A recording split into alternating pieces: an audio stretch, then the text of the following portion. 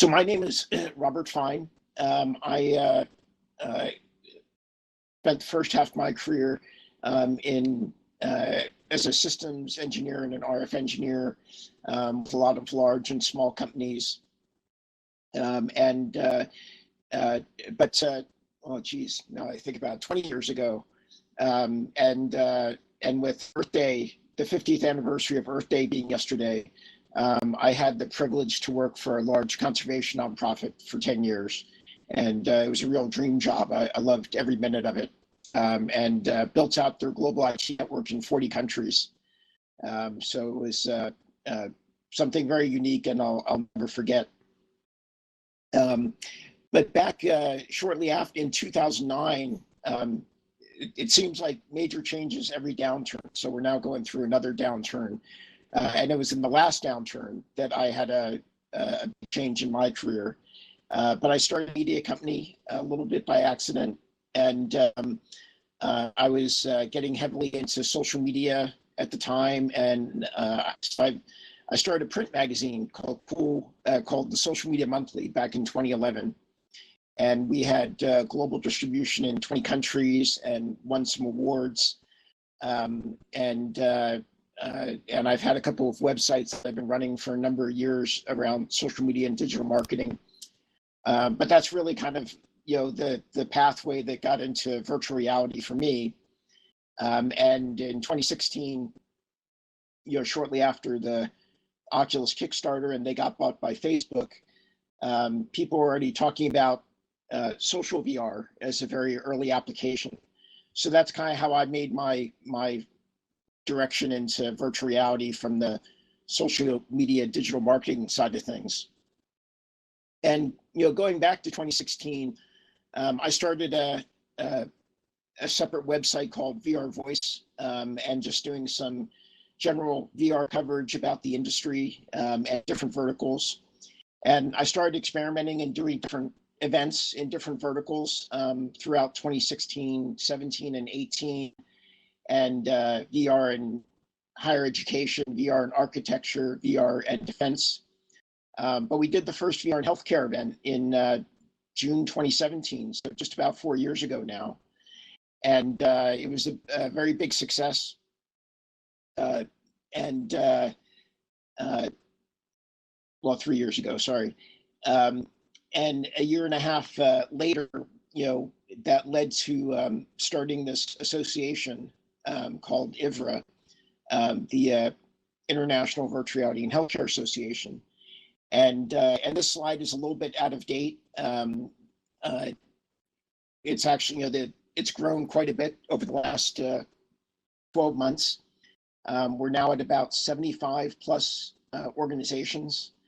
And most recently in the last 2 months, HTC has joined, and so has Unity. So I'm very excited about that. And but we're all going through a very interesting time right now, and it's been it's not the best time to be selling in healthcare for VR startups. But there has been a huge interest in VR with the pandemic, and particularly in meeting software and collaboration software. And it's actually been an opportunity for the VR industry. Unfortunately, I think it's been hard for the industry to fully capitalize because the lack of hardware. It's very hard to get a Oculus Quest or even other headsets require some lead time. But VR at least is getting some great attention. And VR in healthcare is getting a lot of attention from a preparation standpoint. And I think going into the fall and into next year, we're going to see more applications around preparedness for the pandemic. It's obviously not going to be the last of it. And training in how to use ventilators, how to take care of people dealing with this, putting on protective gear, and preparation is key for something like this, because it's not the kind of thing you can go into and be unnecessarily exposed if you don't know what you're doing. but it's this, this healthcare market's a 20-year market. It's a 20-year journey. It's not an easy market to penetrate or sell into. It's very complicated, being both private and public, and nonprofits, and how does it get paid for? Quite complicated. And I think the other thing that we still have to realize is that the vast majority of people in healthcare don't understand virtual reality, aren't familiar with it yet, and that means for us as an industry, it's about education. Education. I'm just going to move forward to this slide here, and that's really the main mission and focus for the next few years for the association, is educating the public, educating the industry, the healthcare industry, but this year it's been very trying time, just the last 2 months for everyone, and it'll be very interesting to see how this evolves over the next 18 months, and where VR plays its role. And I'm interested to hear our other presenters' viewpoint from that. So we were very, very lucky to get our 4th annual conference in Nashville this past March 2nd and 3rd. I think had it been a week later, we would have likely had to cancel it. So I feel blessed that we got that in. It would have created a really, really difficult financial situation. I'm glad that we didn't have to deal with that. And I feel for all the other conferences, including Laval, and those that have had to make huge changes to their plans this year. And then we are planning our 3rd annual conference in Europe, which will be in Dublin. We had our 2nd one in Dublin last December. It was a really good success. Everybody loved it being in Dublin. We're going to keep and grow it into Dublin. And I think, by December, I think, hopefully by no later than August, life will be somewhat back to normal, at least for travel and so forth. And, I invite and hope you join us in Dublin. Lastly, an event I started a number of years ago called Virtual Reality Days is a day of public education. And I'm also hoping that this is something we'll be in a situation to be able to do in person come November. But we'll wait and see. We did some of it in VR last year with AltSpace, and it was a very good success. But we're having to be quite innovative with the current situation. I saw one hand up. I'm not sure if that person still had a question or not before I hand it over to Xavier. But we've got plenty of time for discussion. We've got 3 hours for this session. So with that, Xavier, I'm going to have you take the podium, and I'll have you load up your presentation with Gregory.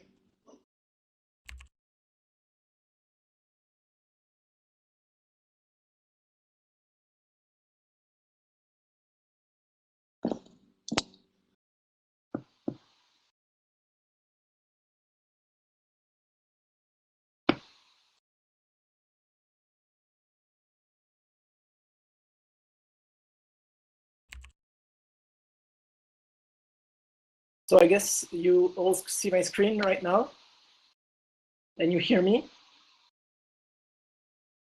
We can hear you, but I'm not sure that every people see the screen. It's okay for you? Okay. Okay.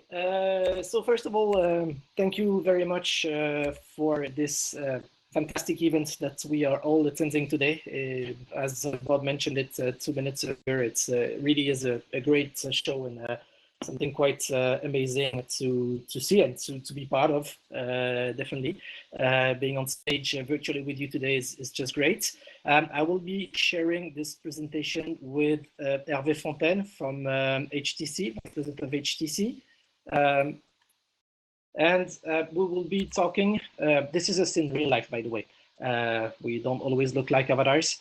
And we will be exchanging with Hervé on the future of VR in training and education with a specific focus in health. So this being said, thank you, Bob, for the introduction. I think what you're doing is also very nice and great for the the environment and the community, the VR community out there.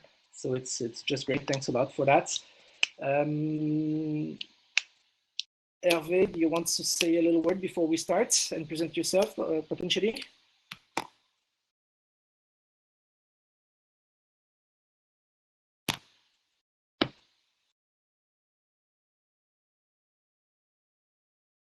Okay, so while Hervé is coming, so my name is Xavier ABADIE. I'm Chief International Officer at SimForHealth.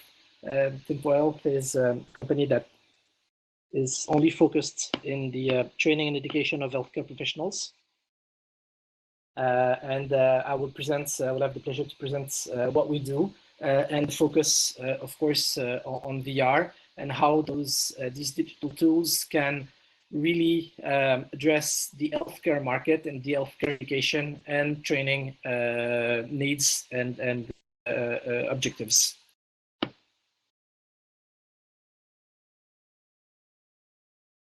So let's start.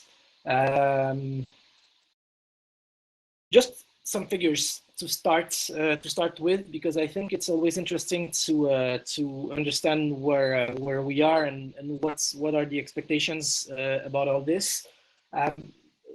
Globally, the figures that we are talking about and that we are expecting for 2025, which is only 5 years ahead of us, is the potential of $5.1 billion for VR in healthcare. So it is a huge amount of money. It's a huge market that is opening, and we think, or at least analysts think, that there will be 3.4 million users of VR in healthcare worldwide, and with the targets of 2020 of 19.7 million. Potentially it should change, or it will change with the recent, of course, period that we are all knowing and that we are all faced to. But still, it is also, and I don't want to be to show any kind of bad feelings or bad thing saying that, but it's also somehow a nice, or at least a period where VR and remote training can really show their best. So a very quick presentation on who we are and what we do at SimForHealth. So basically, what we do, we are experts in healthcare and innovation, and what we used to say is that we digitalize the healthcare environments to train healthcare professionals. Basically, if you link that to another environment that we all know, which is flights, although at the moment we cannot fly. Everybody knows about flight simulators. Flight simulators are the, how would I say, the reconstruction in a box of an exact cockpit of a plane, and pilots have to train hours and hours in this box prior to actually take us from one point to another. So to be sure that they handle well the procedures, that they know exactly what to do in this and this condition, or this and this behavior. So it's very important. So we apply those techniques. We apply those all of these interesting techniques to the healthcare environment. We use the latest technologies, not for the sake of the technology by itself, but because we think at some point it brings something to the experience and to the caregivers and all the health professionals. We strongly believe, and we have 3 values that are very important to us and that we want to show because it's for us quite important. The first one, of course, is ethic. There is a motto at the French Health High Authority, the HAS, which is jamais la première fois avec le patient, never the first time with the patients. That means, of course, that at some point there is always the first time with the patient. When you are a caregiver, when you are a nurse, when you are a doctor, at some point you will see a real patient and have to make a decision, but or practice some kind of gesture or procedure.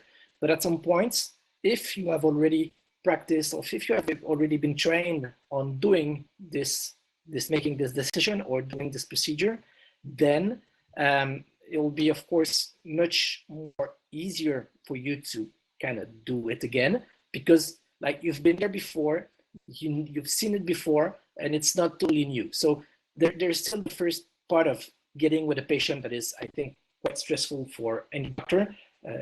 Talk to any young doctor about a lumbar puncture. They're all tell you that they're scared to death when the time comes for them to do their first puncture, because it goes into the spinal cords and it can be potentially very dangerous for the patients and quite harmful, and it's very painful also. But at least if they have tried it before, if they have trained on any kind of simulator, it can be digital, but it can be also real, like mannequin simulators, then it's something less that they have to focus on when they actually see their patients. Innovation, of course, is important. As I said, not for the sake of innovation, not for the fun of it, not that because we're geeks or whatsoever, but we think that at some point some innovations do benefit the healthcare professionals, and at the end of the day, the patient care, because we also think that the better the healthcare professionals are trained, the better the patient outcomes are. And one conviction, of course, is that the future of medical education must be collaborative and will be collaborative, immersive, and interactive. I was reading recently a note that was saying that the medical knowledge was, I think it's doubling or tripling every couple of months. Yeah, couple of months right now. So that means that the amount of information, the amount of medical knowledge of procedures that is out there, that is accessible to any doctor, any nurse, any healthcare professionals, is more than any human being can cope with at some point. So we need to find out new ways of teaching. We need to find out new ways of accessing the information. The some couple of words of our experience and global vision. You can see here on this slide some of the recognition or awards that we won. I think it's important to show them and to mention them, because at some points it really gives an idea of who we are and what is important to us. So I will not go through all of them, but probably to mention the most important at this time. Stanford Medicine, of course, that selected us, Stanford Medicine and Stanford University, that selected us twice to participate in their Medicine X Congress, which is the future of medical education. So that was great, and the first time we did that, we done it with one of the surgeons of Stanford Medicine and a VR experience that we provided for them. That was a prior to surgery experience for resident surgeons. That was great on cardiovascular. We ran in 2018 for the Galien Prize for digital companies. The Galien Prize, Prix Galien for pharma companies is like the Graal, the Holy Graal. They're all running after it. It's very very important for them. So they've got this new category of digital companies that are eligible now, and we were part of the first cohorts. Unfortunately, we didn't win that, but at least being selected there was great, and it gave me the occasion to travel to New York with a bow tie and in a very nice ballroom. It was quite great. CES in Las Vegas in 2017 was one of our most also very good souvenir and very good memories from a great congress where that led us to understand that there really was a market out there. And our partnership with HTC, with VIVE, which is also very interesting and very important to us. It's not exactly a surprise that we share this stage with Hervé FONTAINE today, or both companies are linked heavily, and we work together well on this healthcare environment. So as I was saying, the company is based like on 3 pillars that are important. Technology, of course, is important, but once again, just because it has at some point to be hosted by a media. Pedagogy, of course, is also very important, and the medical part that is very important and that has to be stressed out. Some of our customers, I will go very quickly through that. One thing that is important is that all these solutions, all these trainings, simulators, digital simulators are important and of course, must reach their audience. They must be deployed in a seamless, easy to access way. And because it really has to be seamless. It really has to, how do I say that? To be very easy for doctors, for nurses. They don't have a lot of time, so they need to connect very easily to their simulators and be able to connect and to play them easily. So we built that platform called Medicactive, which already has had more than 50,000 users worldwide. It's in English, it's in French, of course, it's in Italian, it's in Chinese already. From there, you can directly access your training programs, but you can also create your own program. We have an authoring tool that enables people to create, universities, faculties to create their own programs and share them with their students, with their learners, with whomever they want to share it with. This is online, of course, and available on any kind of device. So getting more to the topic of what we do and how we foresee these VR and digital solutions for training. Basically, what we can say is that our products are divided into 2 categories. The first one here on the left side, sorry, of the screen is the virtual reality simulators, and of course we'll focus on that a little bit later on. You have to have a headset. It can be like in this picture, a Vive Pro, or it can be the Focus Plus or other headsets in the market. So to access the program, it can be launched from the Medicactive platform that I was mentioning on the slide before. And it's here on the right side, 2 other, set of tools that we have that are screen-based. So they're accessible from an iPad or a tablet or a laptop. And they have virtual patient simulators.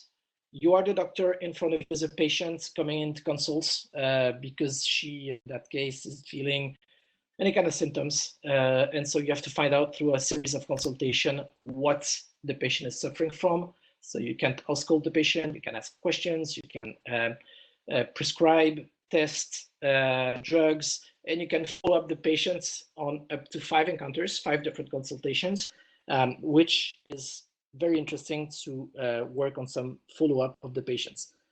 Needless to say, at this time, we have had an extremely high demand in terms of COVID-19 patient management programs. Some of our customers, some of our universities have created their own. We're actually working with one with the Bordeaux University Hospital, and it really starts from the French procedure that initially the patient calls the regulation center and then is taking charge and managed throughout 5 different consultations from the initial symptoms and the first call up to the last consultation when the patient has been cured and properly managed. And the last one here on the right, the screen-based simulators, what we call virtual environmental simulators, environment simulators. You can see here we have recreated, it's an OR.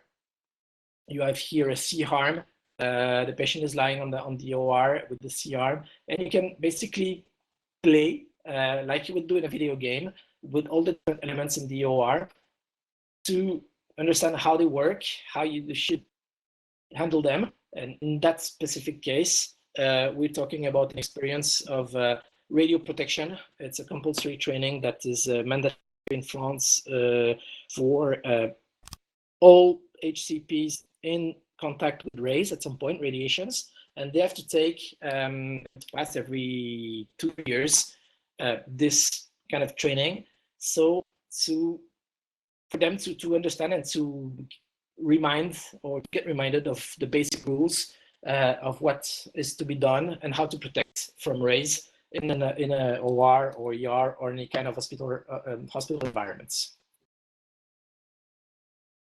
So both technologies, as I mentioned, screen-based and VR, do have their own benefits. And of course, they are not meant exactly for the same targets and the same kind of objectives. Computer or tablets, of course, they are potentially easier to access. You just need to have a computer, a tablet with an internet connection. You can log on to the platform and retrieve, download your simulator and play it. So they're easy to use. It's an easy access to technology. It does not require like huge PC with big graphic cards. It's kind of easy to easy and affordable to use and to play with. It's appropriate for remote and blended learning. For those who are not particularly familiar with this term, blended learning is the fact that mix somehow remote and in-class training. So at some point you have part of the training that will be done by the students, by the trainee, home or anywhere else but in the classroom. And then when they come back to the class, they can share with their teacher, they can share with their trainer on what was done and how they managed to do the simulator and what was difficult for them or not difficult for them. And of course, prior to the class, the trainer, the teacher has all the results of what has been done. There is some kind of an access to a dashboard that will explain him who connected and when and who did what. Like, I don't know, 80% of the students responded A to question 1, 20% responded B. Why they do that? And there can be a discussion and a conversation that is starting from a real case and a real discussion from a real patient somehow, although it's an avatar, but the medical evidence and the medical file of the patient is based on reality.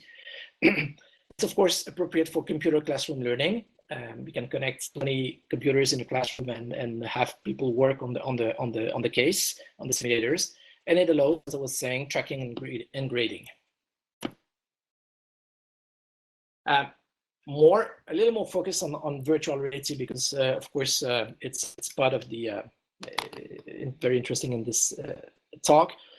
We've divided into two main products or two main usage. We have single-use virtual reality simulators for one player, one person at a time. But we also have multi-person virtual reality simulators that can gather 2, 3, 4 person at the same time in the same VR space, in the same environments. So if we take first the single person VR trainings, VR simulators, of course, what we can say, it's full immersion. It's an active learning in a 360 environment.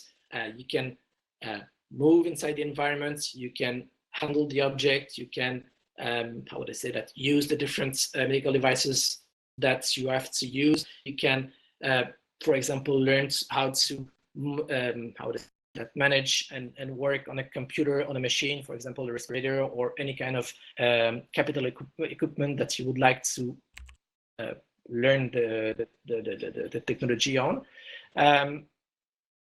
You can create very complex environments, and this is very interesting. And of course, it also works for multiplayer. Most of what we do in terms of simulation is of course mimicking real life. Sometimes it's easy to mimic a situation. You can have a specific room in a hospital, you can have a specific room in a university, in a faculty. Sometimes it's a lot more difficult. Think about modeling or recreating an environment after a massive attack, a terrorist attack, or a huge car accident, or a biohazard accident. Those elements are very complicated to recreate. They require a lot of money, a lot of people to play the role of people that are injured or not, and somehow they are not real. Getting into an environment, a virtual environment, where you'd have recreate, for example, a car accident, where you can actually have sounds, people screaming, people yelling, people that unfortunately are gonna not survive or die, or people that you have to save, and you have to make decisions quick because this is how it works in real life. VR, the power of VR and the immersion that is given by VR is, in that case, tremendous. And for having tested it and tried it, I can tell you that very quick you are very tensed because it's coming from everywhere. The sound is terrible, and you have to make decisions, and you have to run, and it really can become very, very difficult to react. And we've seen people like panicking because of the reality and just didn't know what to do. And led us to my last point. It's really is a memorable experience for the learner. Once you've tried it, definitely you remember it, and then there's a strong memory about that. Virtual reality is, of course, has all the same features. It adds other features that come from the group, being in a group. We can talk about virtual companionship, in person or remotely. That means that both characters in a VR environment can be in the same room, but it can also be in separate rooms, in separate cities, in separate countries, why not, and work in the same VR environment and be able to discuss, to chat, to exchange tools or devices. We've been able to create interdisciplinary training courses. We've worked on projects that might sound a little bit unfamiliar or not very, but that happens, and that is typically what I was saying about getting difficult to reproduce. We have reproduce an environment in an OR, and the simulator theme is the fire in the OR.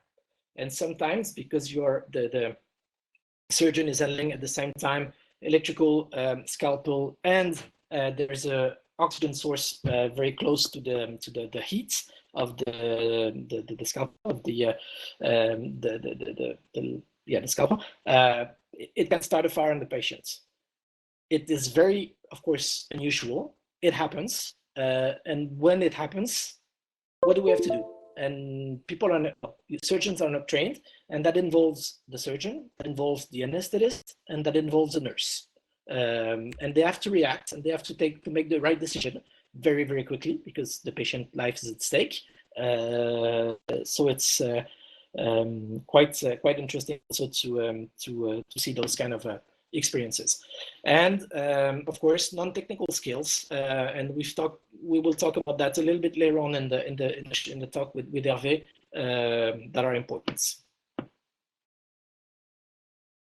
When it comes to procedural learning, of course, we are talking about procedures, how to learn knowledge, how to gain knowledge of good practices.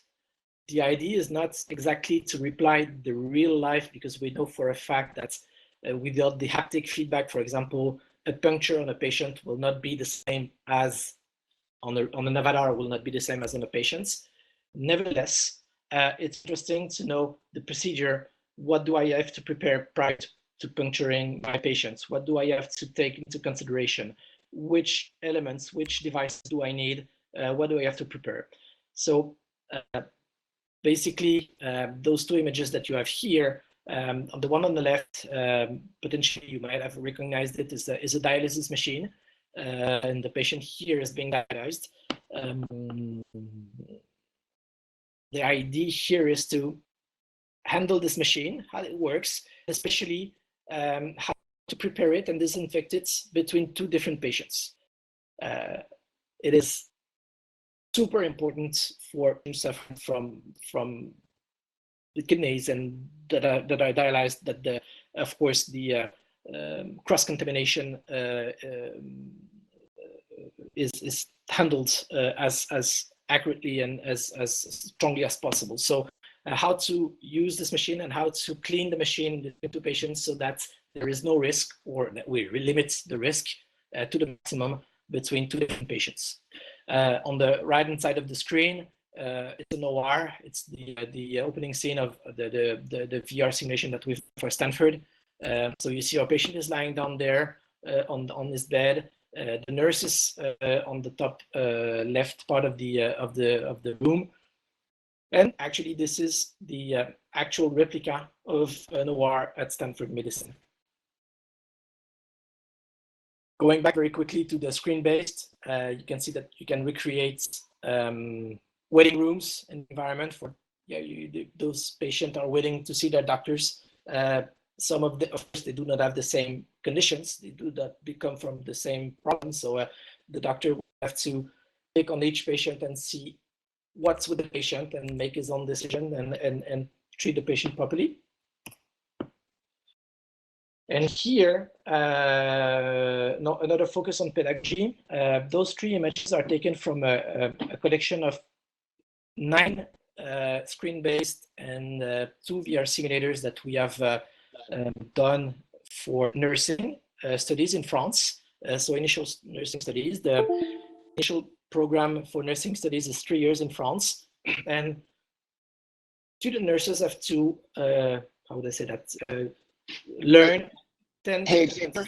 Yep. Xavier, I'm sorry to interrupt you. I just want to let you know, so you've got 25 minutes, so total. I don't know at what point Hervé is coming in, and so you have time.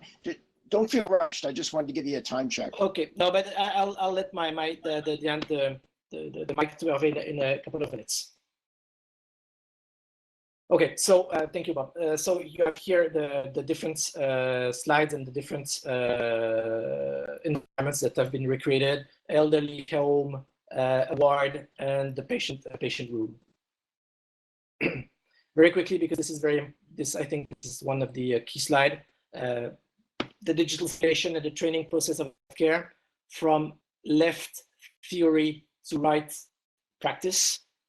We start with the clinical situation that we've seen: vertical learning, clinical reasoning. That's the virtual consultation case that I've been saying. The debriefing part, that is always very important because it's simulation. So simulation comes with debriefing, and the use of VR, single and multi, to follow this arrow here from the most, I would say, simple environments to the most complex environments for training healthcare professionals prior for them to entering the first day at the hospitals as caregivers. Very quickly, I hope you can see the video.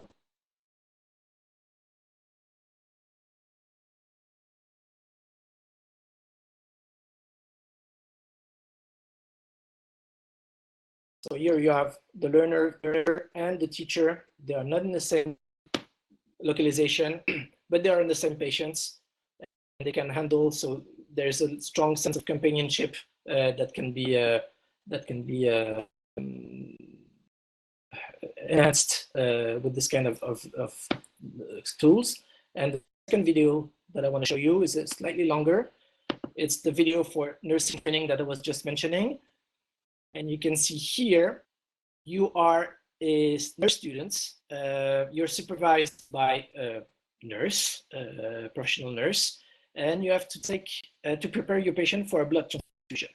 So this is following the French procedure. We have to check a lot of time if the file, the name of the patient, if the blood pouch is exactly the one that corresponds to the patient. So there's a lot of different procedures to handle and to understand. And the idea here is it's a risky procedure. It's a procedure that is very frightening for the young nurses because they're afraid of making any kind of mistake. So repeating it in VR gives them a strong sense of how they say, confidence, and it's nicer. So they have quizzes. They can go on and use the different part of the screenplay to perform their procedure. So I'm done. I'm sorry I was a little longer than I thought initially. I will now give the word to Hervé. And Hervé, potentially, in order to introduce your talk, I'd like to ask you a couple of questions. We have talked about healthcare and training in healthcare, VR in healthcare. As a global company, as a worldwide company, HTC, of course, is selling VR solutions everywhere and training solutions. What do you see, and how's the training market developing overall?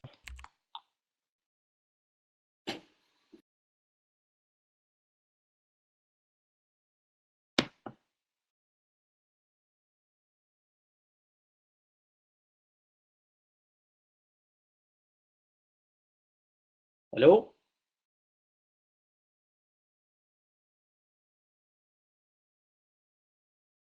I don't know whether you can hear me, but I cannot hear Hervé. I'm not sure that people can hear Hervé. Yes. Hervé, are you online?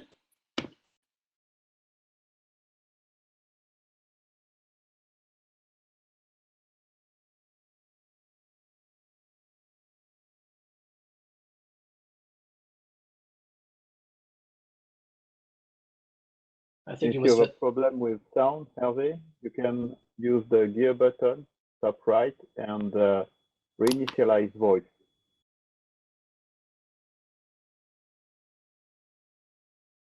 Or is mad at me because I was a little bit too long. Oh, yes, yeah. There you go. Oh, that's great. That works. Thanks a lot for the tip. Thanks again. Hello, everybody. So I don't know whether you could hear my question, Hervé, about the global markets, training market in VR.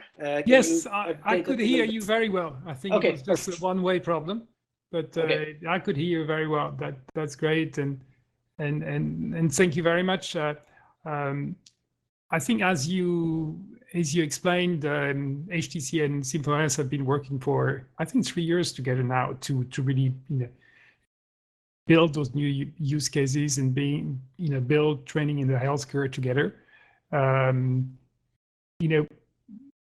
We at HTC VIVE, we've always seen from the beginning the big potential of VR in the professional sector, and outside of that, clear that if you think about the healthcare market, where there is so much that you learn through experience in healthcare, even in comparison to engineering, for example, that we felt VR has really a role to play there.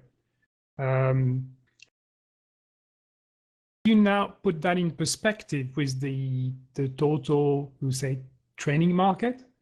Healthcare is not an isolated case in the sense that VR is growing as a training tool now across, I would say, almost all industries.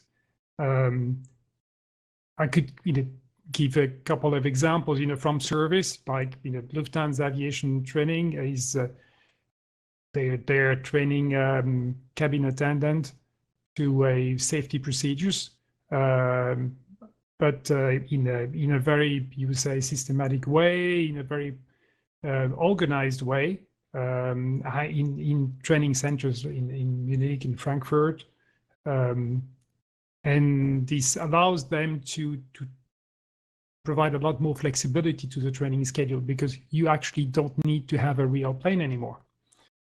In the construction, for example, the company Kola is a large company building roads and train tracks, for example, infrastructure generally speaking. They have made now VR safety training as mandatory for any new employees joining the company. In the more large plant operations, for example, a company called Linde in Germany, which this is one of the world's largest company producing industrial gas like oxygen for hospitals, for example, that we need so much those days. Linde they've built over 4,000 industrial gas plants across the world, and they're providing their customers dedicated training modules for each of the plants, for example. So you see it is growing a lot across many industries. Probably, the one that has started the most, that has, of course, developed the fastest is the manufacturing industry. Obviously, because there are a lot of processes in that needs to be respected, that needs to be executed in a quite stringent way. This is where we see probably some of the largest rollout. You see, one of our customers, the Volkswagen Group, has already now rolled out training across a good number of factories in Europe. They've trained over 15,000 people. They have a lot of training modules to adapt to each factor, into each process. Now, they've been doing that for 2 years now. And the good thing that they could really draw statistics, they could really measure. And they've said that they managed to both reduce their cost of training by 1/3, but even more important, to reduce the time for training by 50%, which allows them obviously to start operation, to move up operation a lot faster than before. So training has almost matured now in VR. You would say it's not something that companies are challenging, questioning whether they should do it or not. It's more the how to scale, how to do it in a scalable way, into a sustainable way, from both the pedagogical perspective, the portfolio of training, and then the cost perspective. What we see, is that it mostly started from process training, procedure, gesture, so really hard skills. But we also see now very frequent requests for what you could call soft skills training. So a typical one, whether it's a bank, whether it's a retailer, is how do you handle an angry customer that you've disappointed. So helping your staff to handle those different cases is a very common request. And this is a very interesting, Hervé. We also see this new trend about soft skills. We've developed very recently for one of our customers a VR experience for doctors in oncology on the announcement of bad news. And the idea was to help doctors to put themselves in the shoes, I would say, of their patients when they have to announce very bad news, which in this case is a metastasized cancer. So how to take into consideration the fears and emotion of the patient when he receives or she receives this very difficult news about this cancer. Speaking of this new trend, what are the main trends that you are foreseeing VR training in the next couple of years, Hervé? I think the main trend, the main request we're seeing is really down to you would say the human factor of it. So the efficiency of a training module has been demonstrated. You well done. You can go over a different scenario. You go over and over again. You get better and better. and that has been proven. But clearly in the way you train and you learn is not enough. You also memorize by remembering what you've done, by exchanging with other trainees, by asking for support. So the necessity to be able to reproduce in VR what's happening in reality, in real life, which is coaching, which is also after the training be able to meet with other trainees that have been doing the same training in the same afternoon and discuss about what was difficult, how they made it. So that human factor to be able to share, discuss, communicate is what's coming from all fronts. You think about what that means. That means some scenario that you've described, which is like, okay, you want to have a coach. So, and that coach is not going to be next to you. It's going to be next to you in VR, but remotely. But there is also the necessity to want to, regroup, find a group. So, and in a kind of collaborative sense, remotely. And that's one of the reasons where we got, a lot of those feedback that we have decided then to fast track a project that we had been running internally for internal use, which is a collaboration platform. It is really to support the stance of, okay, we're remote, that's what it is, that's a fact, but we actually want to feel closer and to work closer together. So, yeah, Xavier, if you can maybe pass the slide, the next slide. I actually can't myself see the slide, so I'm going to rely on you. But we've named it like remote is the new normal, because go next slide, please.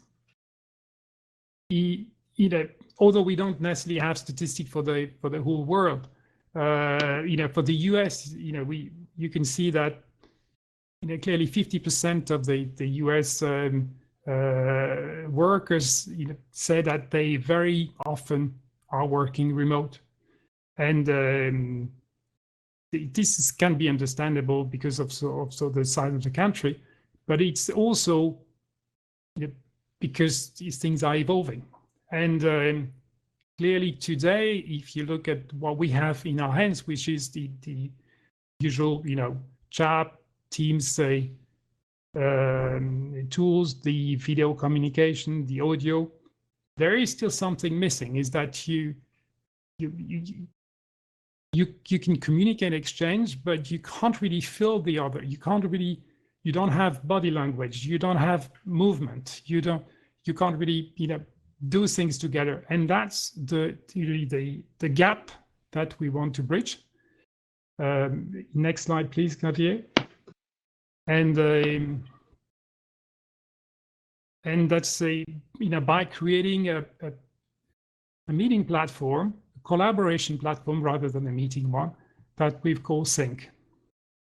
So as you can see, it's a it's a space like it's, you would say, similar to what we're experiencing today with the Laval Virtual VR Conference, but made for immersive VR first, so that everybody with a headset can really feel that you are in that 3D environment. That environment can be tailored to you. We've put a lot of emphasis on trying to recreate, you said, the human touch of it, which means the first thing is that to have avatar that would be looking like you as much as possible. And for this, there is a smartphone application which allows, by taking pictures of you, to generate you wouldn't say photorealistic, but it really looks a lot more like you than a standard avatar. So you feel it's you, yeah. And the other people should be able to recognize you this way. There the other aspect. We've worked very much on the motion algorithm to try to have more, realistic movement of the hands, of the legs when you move, that it's, you can fit into that person that is representing you, and you can easily work together. You can imagine that if you take as one example, the example of the nurse training you were showing, which is a blood transfusion, that, for example, a new blood transfusion equipment could be brought in the room, everybody would be there, and you would simply be able to work on it together, explain how it works. You could manipulate it during that meeting in VR. So it would be a lot more of a collaborative training, although everybody would be remote. Hervé, I'm sorry to interrupt you. I'm just going to give you a 5-minute warning. Yep. So that's fine. Yeah. Xavier, if you can move to the next slide, the one with the notes, please. There you go. One of the things as well, I think any of you that has tried also, to work in VR has had that challenge to say, well, I can't see my hands, I can't write, I can't take notes, and so on. So for that, we've just simply introduced speech to text. So it's actually very simple. You've got an icon. If you want to take a note, you just click on it. It basically, make your microphone private, and you basically just tell, the note you want to take is converted into text. You say okay, and then it's being stored to on your PC basically. So you'll be able to see and to use it for notes when the meeting ends. So those are small things that we're looking at just to make those kind of collaborations easy. We really think that the next step is towards more human collaboration, and we will be opening the beta in a few weeks so that everybody can try. We really want to learn a lot through that, but in very specific cases like the healthcare training and collaborative work. So if you put the last slide, Xavier, please, then you can see for now it will work with anybody that has both a VIVE PC headset or a VIVE Focus Plus, so standalone. Will also work in a few weeks. If you're a participant, you happen that you don't have a VR headset yet, then you'll still be able to participate like you're probably doing today with a flat 2D screen. But it's obviously a lot better when you participate with a VR headset. So if anybody's interested, I encourage anybody to in a few weeks just to connect to our website and to give it a try and to give us a lot of feedback. We'll be very happy to cooperate there.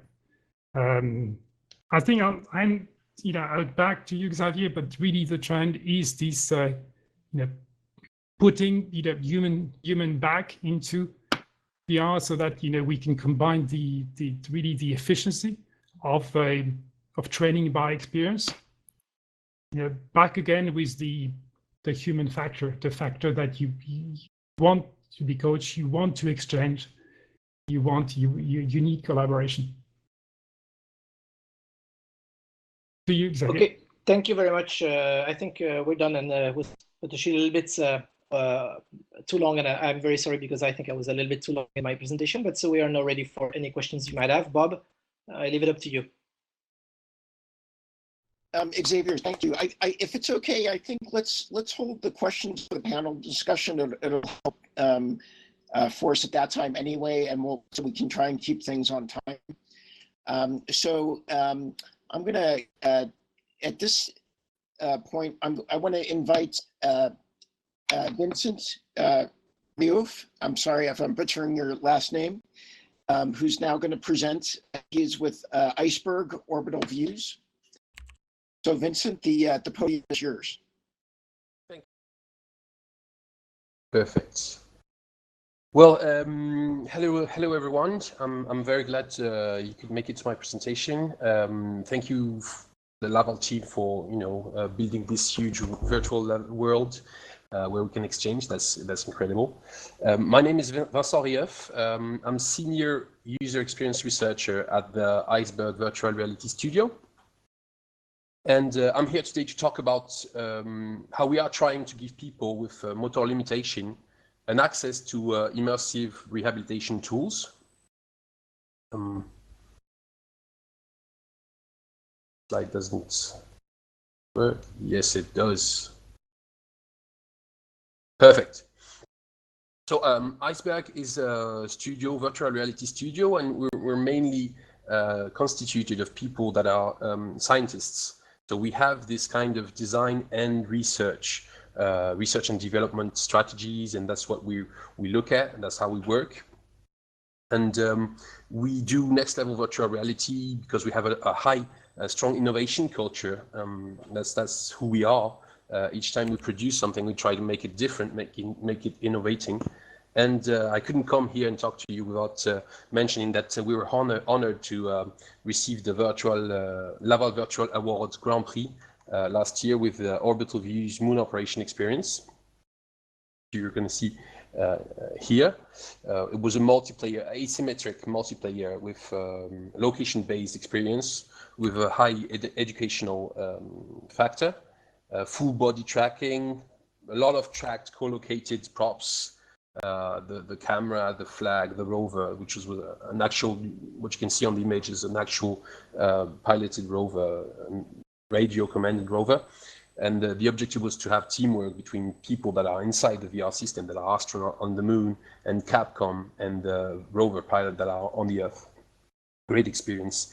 And we're mostly known for our brand and for our work we've been doing with the French Space Agency, was putting virtual reality platform on their zero gravity plane to have a virtual reality simulation while the users are in true zero gravity. Basically, our main activity is to create educative and fun experiences based on true space exploration data. However, in this axis, we have a lot of exciting projects to come, such as this screen capture that you have right there. But came here in the health track because we initiated a project that's a very interesting project I'm going to talk to you about today. It was born through the collaboration of ICEBERG, our company, and the association called DEFIDOM, which is an association that gathers the needs of people that are tetraplegic. And it has also benefited from fundings from the city of Laval. This project is our attempt give a paralyzed user access to high-end rehabilitation programs. To give you a history of the project, Paul here that you see on the picture, Paul has been my friend for a long time. And before I met Paul in 2006, he had an accident causing a spinal cord injury, and which unfortunately left him tetraplegic. And as you all know, the spinal cord is the highway that takes messages from the brain to the limbs, back and forth. So motor and sensation message. And when you damage the spinal cord, it can cause loss of control, sensibility, and autonomous functions such as breathing, digestion, and so on.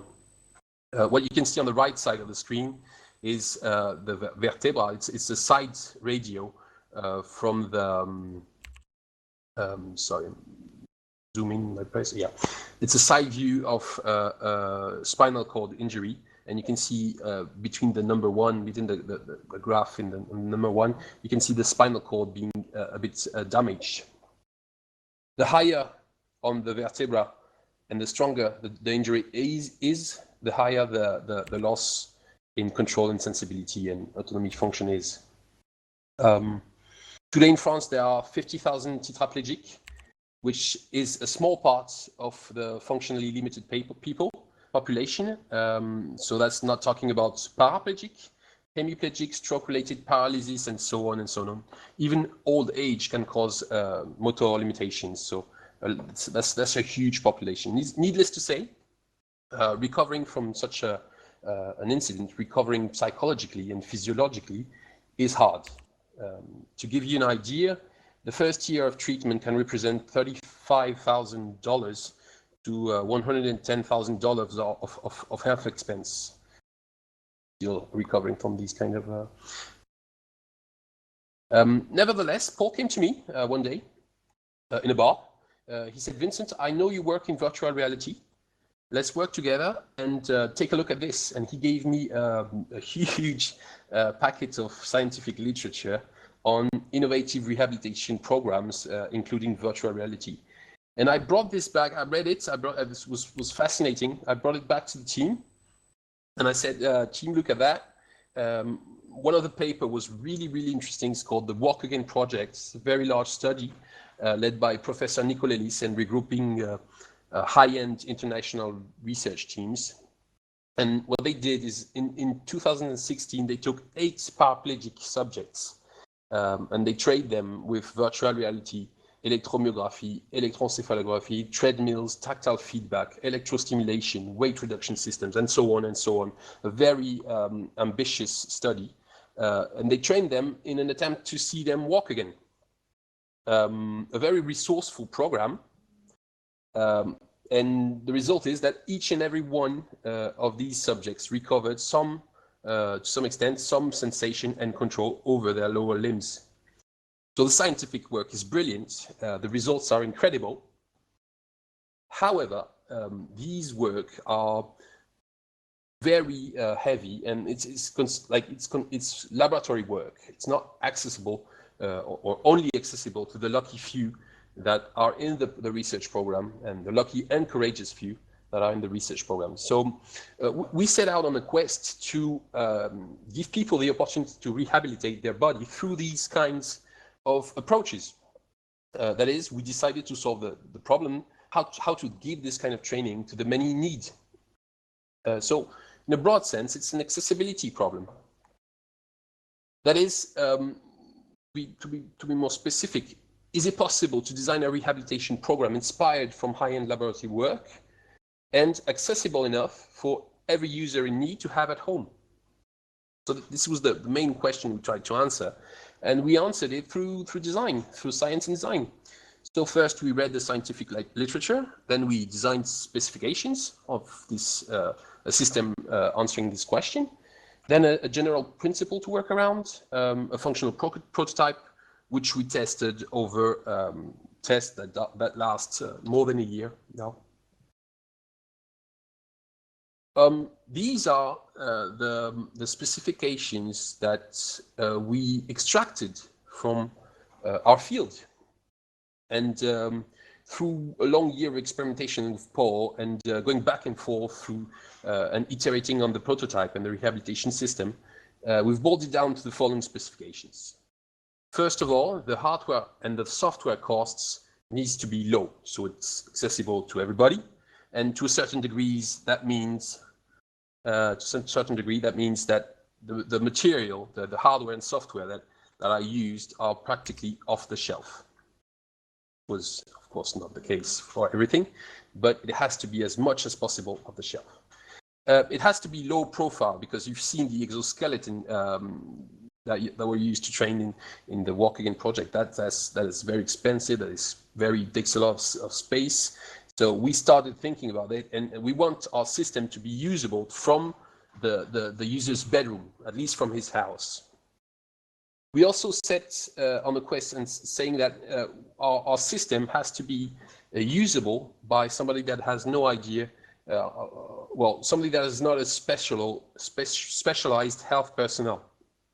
So our system has to be used with specialized personnel, for prescription control and all these kinds of phases. But to operate in a training phase, in an exercising phase, we wouldn't need to have these kind of personnel around. And last point, this system has to use the wonders of digital power. That means it would have an adaptable objective that would be adapting to its user. For example, what is my level of injury? What do I want to work on? And it could also provide analytics to help the users and the medical staff follow the progress of the person. This is the system, the principle we've designed, and I'm going to walk through it with you, numbers by numbers. First of all, before I get into that, we started to work on grasp training. And that is mainly because Paul asked us, and he told us, basically, he said, walking is very interesting, but I have a wheelchair. What I want to have is, what I want to be able to do is grab things so I can, use objects and eat and drink. And that would be a great asset to my autonomy, great increase of autonomy. So we worked on the grasp movement. First of all, if we start on how to generate a gesture, if you go number one, well, your brain, you want to do a gesture, your brain generates a command. The command leaves your brain and goes down to your spine, within which you can have a spinal cord injury. So if the spinal cord injury is intense, well, the message will be deteriorated. The integrity of the message will be changed. So the deteriorated message goes down to the muscle, and either the message is too deteriorized to create a valid gesture, so you don't have any gesture, or you have a bad gesture, basically, or a very weak gesture in amplitude. At this point, our system takes the lead, and we collect information, electrophysiological information on the muscle contraction on this command, the electrical potential of this command. And we also take the orientation and the position of the wrist of the user, and we give all of this information to a computer that generates an immersive environment, and also that generates a valid avatar that executes the intended gesture, so that the user can see his avatar executing the gesture. So this has three very important assets. First of all, it gives feedback via the illusion of a valid body.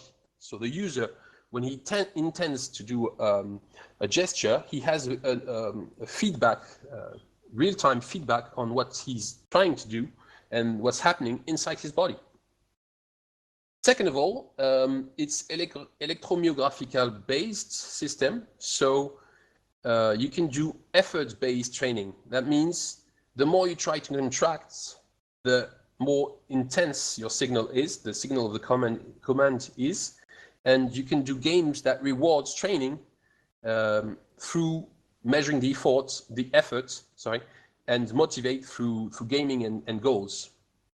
And last point, through user experience, the fact that you replace your invalid body by a valid body, you revive the feeling of having a valid body, and you give a clear rehabilitation goal. This is what I want to feel my body like.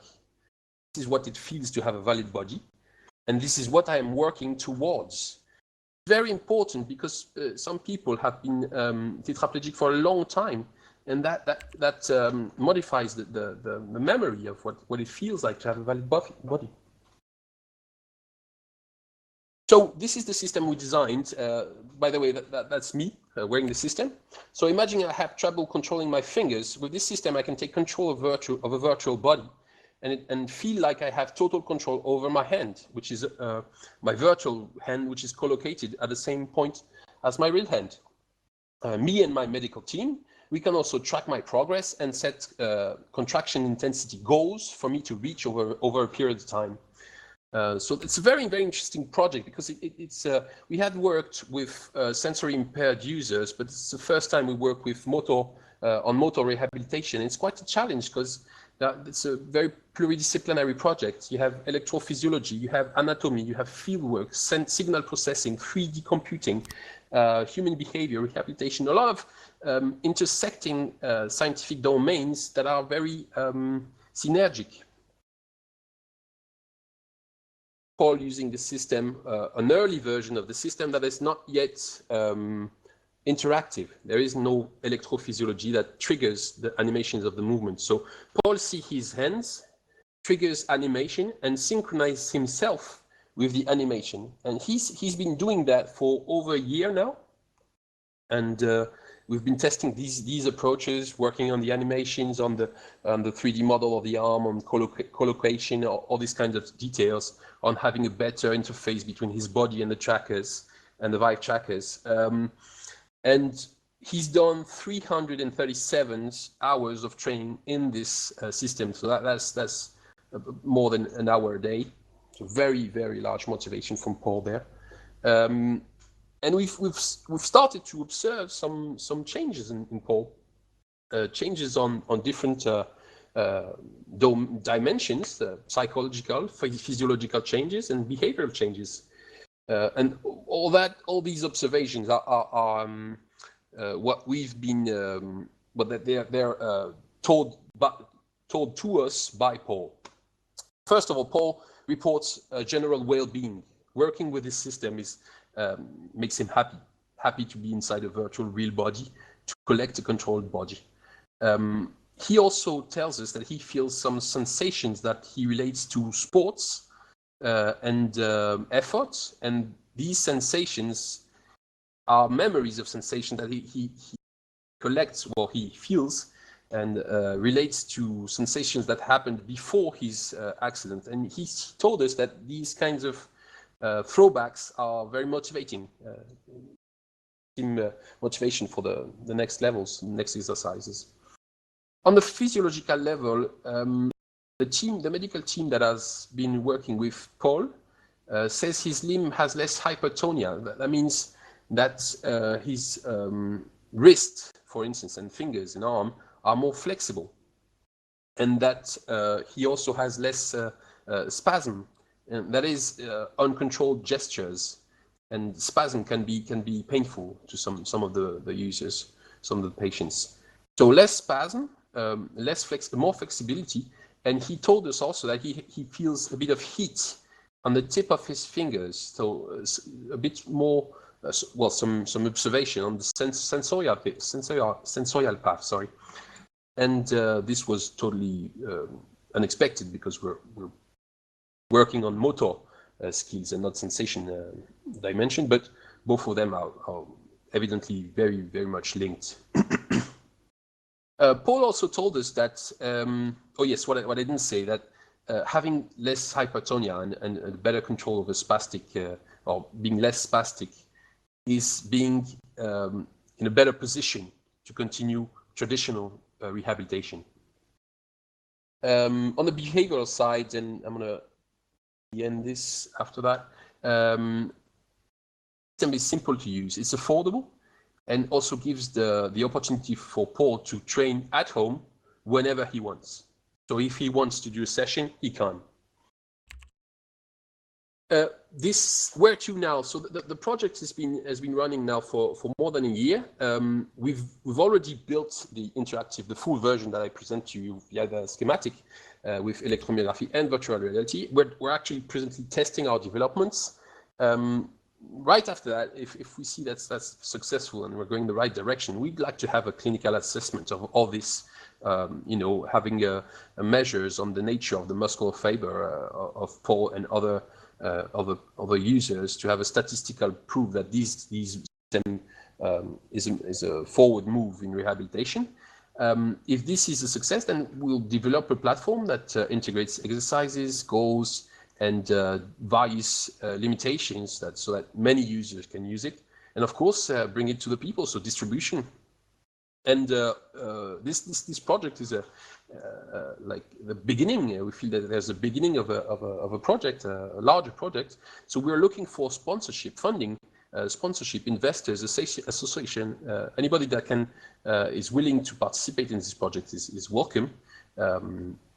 We're looking for partners, of course, clinical partners, scientific partners, to help us assess the impact the effect our system has on rehabilitation, and of course facilitators. Any help is welcome. Here is I'll be happy to take any questions if you have questions on the system. Here is the team, the whole team. You have our emails and websites addresses. ICEBERG if you want to look at the research programs and the design programs, and Orbital Views if you're interested in the space related experiences. Thank you very much.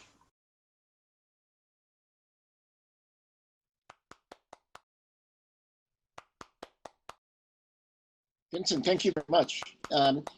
We've got time for a couple questions.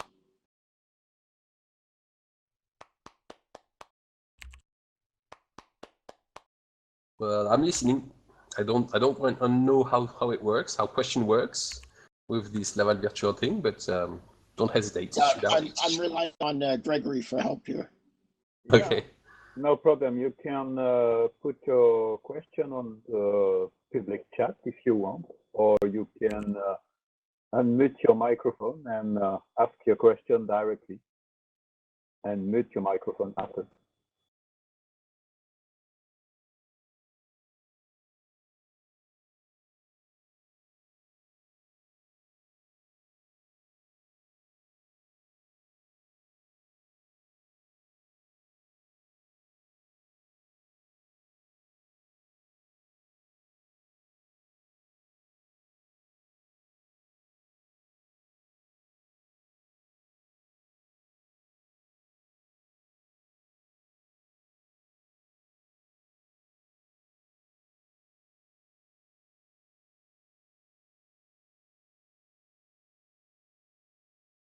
Can look at the chat, Vincent. I think several people write.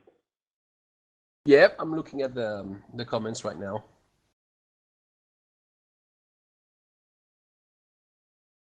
Are those the comment only of the vertical? Yeah.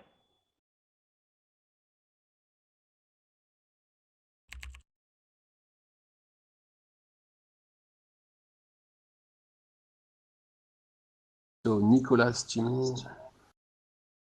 does Orbital? Yeah, I'm looking at them. First question from Kevin Russell: does Orbital Views perform R&D in space behavior and health? So the platform we designed for zero gravity planes is intended for to train. So it has both two uses. The first one is to train for extravehicular activity and zero gravity activity in general. That's the first part.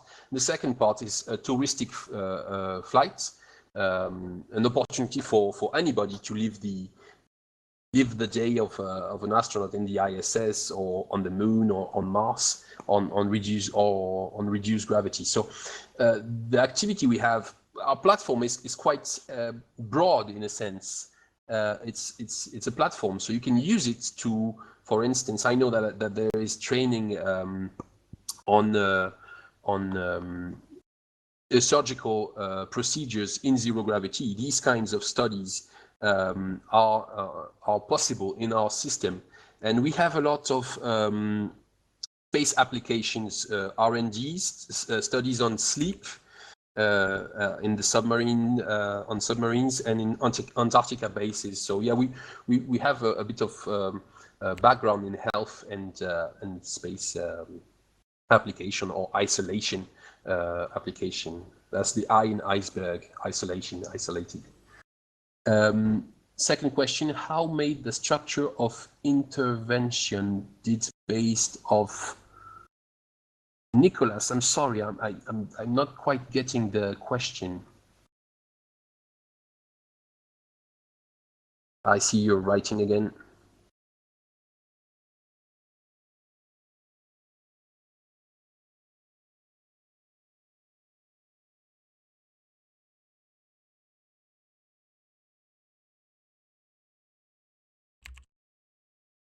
International classification of functioning. Okay, yeah. So that's a great question. We're aware of the metrics that are used to evaluate function and how a person is intensely disabled or abled in some way. What we're aware of these metrics, but we do not have the necessary staff, I would say, and knowledge to do the test ourselves. That's why one of the, I'm gonna go back to it, next step for us is to have some sort of partnership with a medical institution to help us do these kinds of tests. So we've been looking at the ASIA tests and remember the other tests, functional tests. Anyway, we haven't yet tested this through a classification. That's the way we're going. We want to go there because we have this study we've made is very exploratory. It's initial stages, and now that we feel there is something that with half of our system tested, we see changes appearing in Paul's arm and in Paul in general. Then we want to go forwards into more statistically reproducible tests. See what I mean? A full-scale study, basically. So Vincent, I'm going to have to end you there so we can try to stay on time. Yeah, sure. Thank you very much. Thank you. So I want to invite Cezara WINDREM from AARP to the podium, and Cezara, Gregory can help you get your slides up if you haven't yet.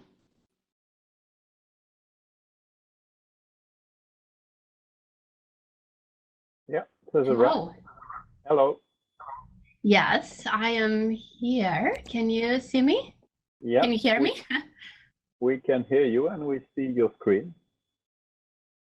Okay, wonderful. Let me go in full screen mode.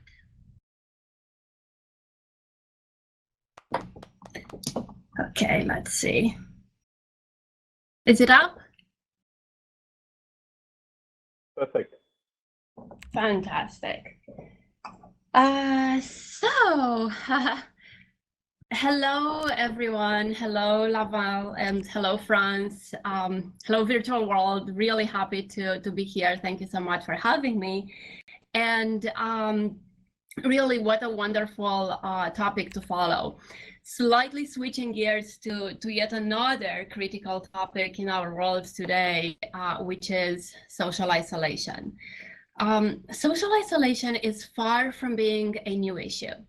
In normal times in America, and I'm sure Europe might be seeing similar statistics, in normal times, 1 in 5 people feel socially isolated.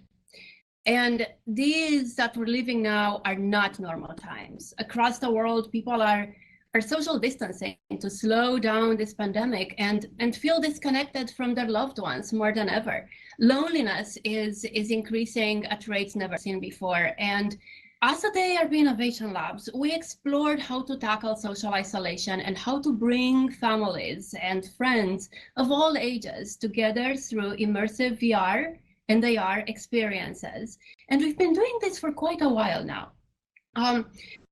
In this session, I wanted to share with you all from our research, insights, and impact that we've made so far through our work. And I wanted to start with a video. But as videos don't seem to really go as well with a virtual world, I'm going to spare you the pain. And instead, I will invite you to join me in an exercise of imagination. So let's all imagine, just for a few minutes, that the still images that you're about to see are actual moving scenes, and that the voiceover narration is a little bit more poetic than mine, and that there's music, beautiful, peaceful piano music in the background. So here we go. Now more than ever, social isolation is a problem in our country and the world. How can XR bring family members together even if they're miles apart? How can virtual and augmented reality be used to combat social isolation? And how do you create and share immersive experiences that are relevant to audiences of all ages. AARP Innovation Labs calls this type of questions every day. Alcove was created as the solution, an immersive media virtual reality platform of curated content with a mission to bring together the family connection and the VR ecosystem. Alcove is a destination, a place where up to 4 family members join in a virtual home that is as easily accessible to children and parents as it is to grandparents and great-grandparents. But as nothing is as it seems in virtual reality, in Alcove, the art comes to life. Families can personalize the space with their own memories, photos, and videos alike. Simple, standard, or virtual videos, 360. And each room offers gateways for further discovery. Imagine all these scenes coming to life as beautifully produced virtual reality travel videos rather than the flat images you're seeing. Like, for example, traveling the world or submerging underwater. Giving this way families the opportunity to see and experience the best in entertainment, family, travel, and most importantly, health and wellness, XR, all in one place. Everything from immersive meditation experiences. Now, keep in mind, these are not still images, but gorgeous, high quality moving pictures, immersive video shots of real pristine nature. Or breathing bubble exercises. And cognitive games, such as this memory game from one of our partners in Portugal. Even Tai Chi experiences. All these immersive wellness experiences are things that people can do in Alcove today. Now, Alcove launched in early access in 2019 directly in the App Store on the Oculus Go and garnered high ratings right away and press attention as well. But we couldn't have stopped there. So then what we've done at CES 2020, we went back and we launched the Dev Playground in partnership with Rendezvous. And while doing so, we hit the news yet again. This time we made Forbes selection of Best XR at CES. And the playground, the Alcove Playground, enables developers to build, integrate, and link seamlessly into the Alcove platform, thus giving creative teams the opportunity to invite people of all ages to discover new experiences and transport themselves in new worlds. So, you might ask, what's next? Alcove is slated to launch on Oculus Quest later this year. And we've also started experimenting in prototype phase only for now with multi-user augmented reality experiences. And this is the story of how Alcove and the magic of immersive creators and developers, with their help, we can help reduce the effects of social isolation and bring families together through the magic of XR. Now, this would have been the video. I'm sure I made you all very curious and you probably want to see the real thing, which is why I will share this link, and or you can find it on our YouTube channel under Alcove VR on YouTube. Or better yet, just grab a headset and check out the actual app because it's there and it's free and available for you all. So now, let's see, how are we doing with time? This is where my presentation would actually start, but I'll try to, I think we're halfway there, right? Sorry, you've got a whole 15 minutes, so you're not rushed. Wonderful. So I wanted to share a little bit about us because I'm sure folks here might not be as familiar with AARP as folks are in the US. We are a social mission nonprofit organization, and we're serving over 100 million people in our country with more than 38 million members. Our mission is to empower people to choose how they live as they age and be everyday innovators in aging. We do so through our extensive offering of products and services, including media publications in all channels from print, web, mobile, and well, now virtual and immersive. And our printed magazine is the most read in the United States and second only in the world. And we hope to see one day similar successes for our VR and AR work. The Labs is our hub for innovation, and my role in the Labs, I'm heading up our work in virtual reality and employing immersive media and spatial computing to solve real-world issues by taking a human-centered approach. Specifically, we've built Alcove that you've just seen. And as I mentioned earlier, this is not a new topic for us. We started our explorations in this space a while back, and we started with a few basic questions. And we asked ourselves, and we set to discover, what can immersive media do for the world beyond its uses in enterprise or entertainment and gaming? Can it actually bring people together, closer and more engaged, despite distance, travel, or mobility constraints? Can it help reduce social isolation? Can it be used to improve health and wellness levels in people of all ages? And so we set to find out, and this is what we've been doing for the past couple of years.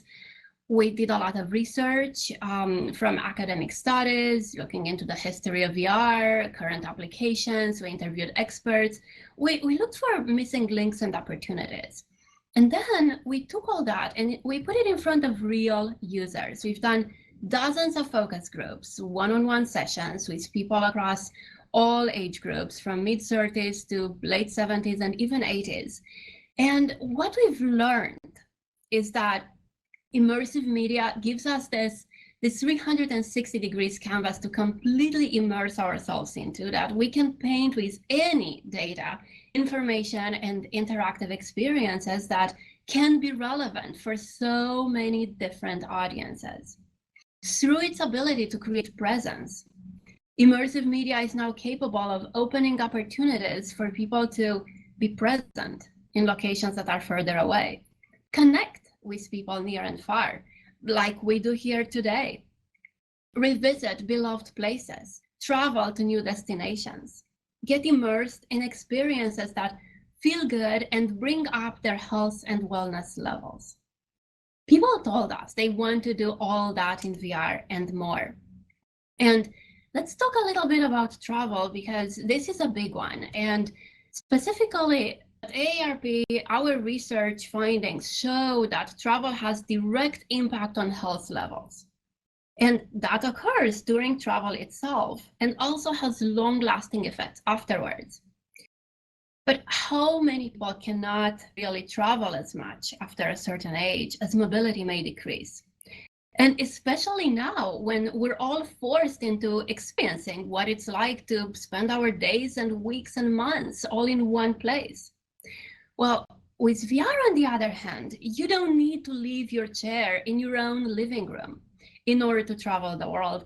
And you can do it as often as you want. And scientific research is starting to show really promising results as well, such as this one study from MIT and Rendezvous from 2018, where the findings are showing the potential for using VR applications for improving the quality of life among the aging population. More so, Stanford as well found that when VR is done well, it has real potential to trick the human brain into actually experiencing it for real. And so, while I'm sure that's not news for most of you in this audience, what it means is that when VR is done well, it has this real potential to trick trick our brain, to make us feel like we're really there. And if we create immersive media experiences, we have the real opportunity to bring comparable benefits to to reality itself, even when it's about our own health and wellness levels. And we might be doing this through travel, through social connection. or other means and opportunities that this medium is opening up for us. Probably the most important takeaway that we got from talking to people and listening to them is that, you know, we learn while younger age groups may want to reinvent reality and create imaginary worlds in VR through games and simulations, older adults want to stay in touch with the world as we know it and bring closer to them through VR the reality that otherwise might be out of reach or just harder to get to due to those mobility issues, time or budgetary constraints, or like now due to staying at home orders around the world. And so that is why we created Alcove. And we packed in it the content across the 4 verticals that we learned are most relevant for people. And the feedback had been phenomenal from users so far. We've been out there for over a year now, first in early access, we're still in beta. But people are enjoying the app, are using it with their families, and we're getting amazing letters from users telling us how grateful they are that there are things out there that are thinking of those who are homebound as well. And allowing them to connect with the world in different ways and with their family members. So with that, I just wanted to kind of bring it up to the most interesting part and probably the most relevant for many of you today is that our work so far, this is really just the beginning, and Alcove is not even 5% of what it could be. We have currently content from over 10 different creators, and we plan to grow this list over time with unique and relevant experiences and content pieces that intergenerational families will enjoy.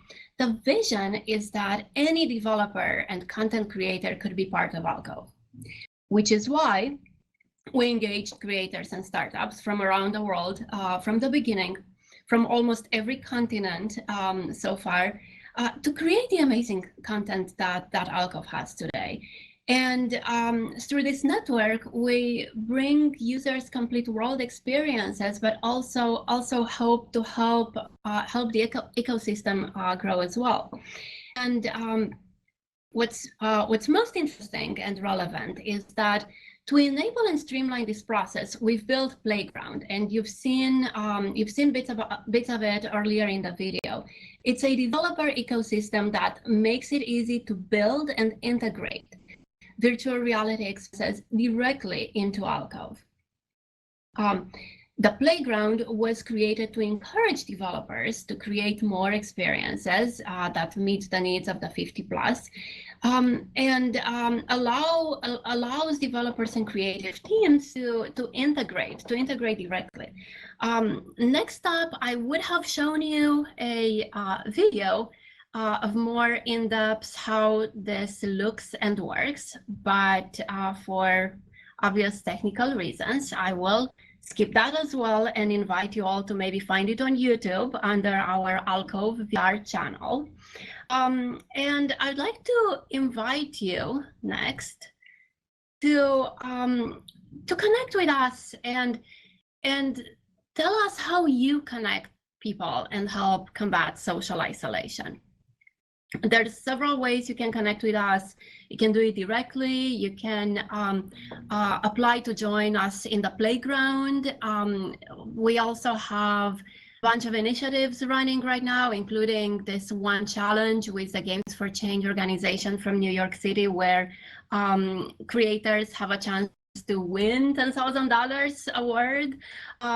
Also, as of yesterday, Alcove is nominated for the August Awards at AWE, and I just couldn't help not sharing this news with you because I hope you can all help us make an impact by voting for Alcove. Your vote could help us spread the word and grow visibility into VR's opportunities on the consumer market for casual entertainment and health and wellness applications, helping to connect people and families and bringing awareness to to exert relevance for larger audience groups outside of the more traditional target segments. And also, I hope that you can all join us there at AWE in a month. We'll be on the developer stage this time, hosting a panel with some of our partners and developers, and we'll go more in depth into the dev playground. And with that, Bob, back to you, and can open it up for questions if there are any. Thanks, Cezara. Yeah, actually, you've got a few minutes for some questions if you'd like to take some.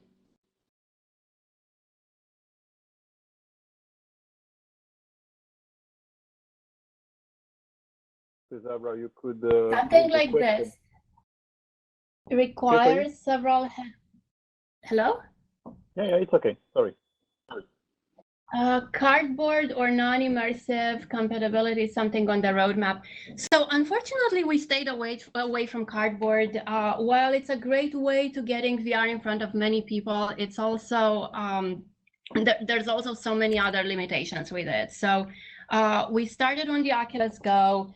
Given that it's the most versatile headset that we've seen so far and affordable price point, we're actively working on the Quest version and hope to be on it later this year as soon as Oculus will allow us there, and any other headsets that will come on the market over time from the different companies that make sense for the consumer market.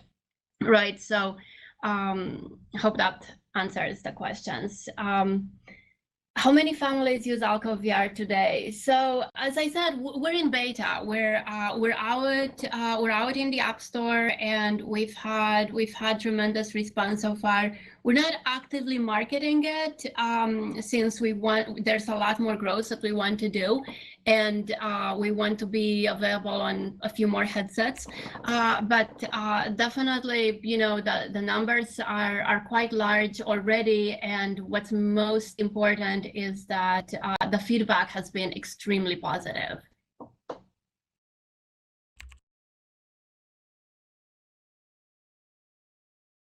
Should I retype my question? VR Believer, how do you hope to let family members join in the experience from phone, tablet, or the web, spatial? Yeah, so that is one thing that we'd absolutely love to do, and that's why we started experimenting with what would Alcove look in an AR headset. We'd love to, in the years to come, explore more hardware devices, but also integrate with tablets and phones one day. It's not on the immediate roadmap, but obviously a dream of ours. So as you all know, development takes a while. So hopefully the technology will allow us to get there sooner rather than later.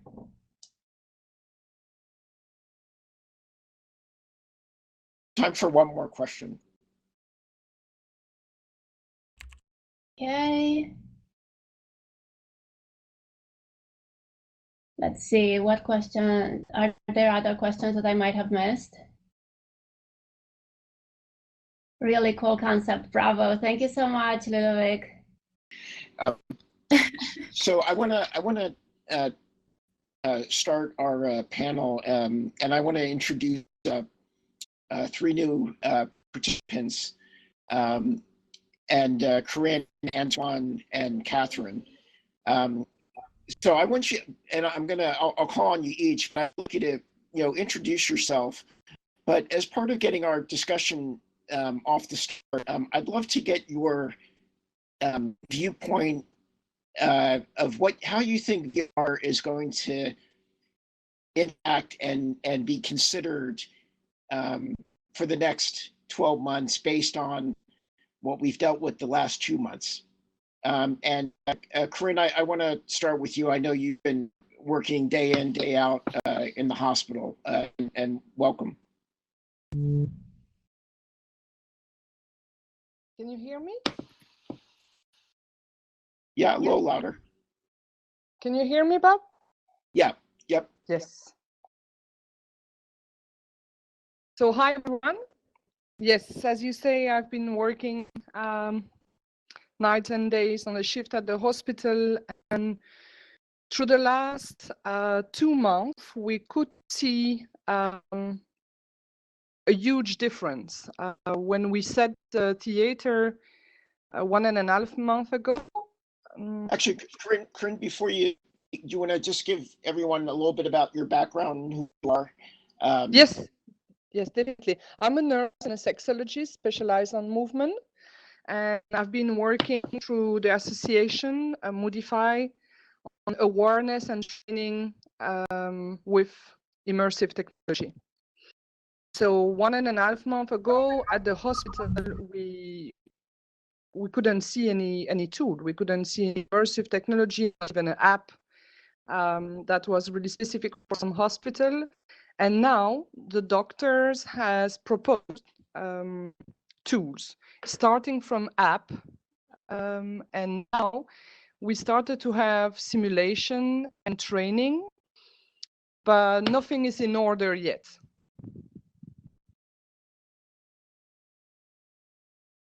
And I mean, do you see, just from your standpoint, I would love to get each of your viewpoints for your own countries, because Carine, you're based in Belgium. Yes, in Brussels. And Antoine is in France, and Catherine is in the UK. So from Belgian point of view, do you think the healthcare sector might be ready to consider VR as a training tool and in preparation for the next wave of the pandemic? Actually, you say something like it's not being ready now. It is there. So there is a difference between being ready and you go through and then already using it. Now, okay. All the tools are on stage, let's say, they are on the field. And now we will need to go through which one, for which purpose, at which stage. Because as you know, a patient path or a training path for healthcare caregivers are different. So if you take just the healthcare professional as a perspective, do we talk about prevention? Right now, no. Right now, we just use the tool to help us to cope with the COVID. And then we will see how to go through to the study. And then we will take I will not say the best of it, but I will say the most useful one for the department that we are working on. Okay. So in the UK, at least, there's still a ways to go to get VR into the healthcare system. So NHS isn't exactly investing much into the VR as a healthcare tool at the moment, but hopefully there's a lot of people that are pushing that, and hopefully we can make them see how much of a helpful tool it can be throughout this pandemic, and show a lot of the use cases for it to push it into sort of healthcare. Katie, do you want to take a minute and introduce yourself? Yeah, so I started Virtually Healthy a couple of years ago to use VR for fitness, rehabilitation and therapy. So we've just finished the data collection for a big research project looking into the movements and psychological aspects of various VR games. So our idea is to take current VR games that are already out there and do some research to be able to use them for healthcare and fitness to increase the adherence to exercise and get people moving and engaging in health programs.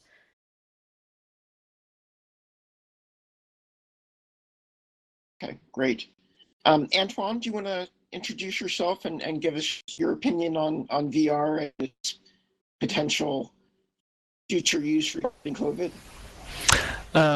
Yes, good afternoon, everyone. My name is Antoine BEZBORDKO. I'm executive producer at HOLOFORGE Interactive. We are 100% focused on mixed reality professional solutions.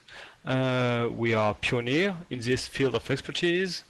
And so we are mostly focused on the HoloLens technology.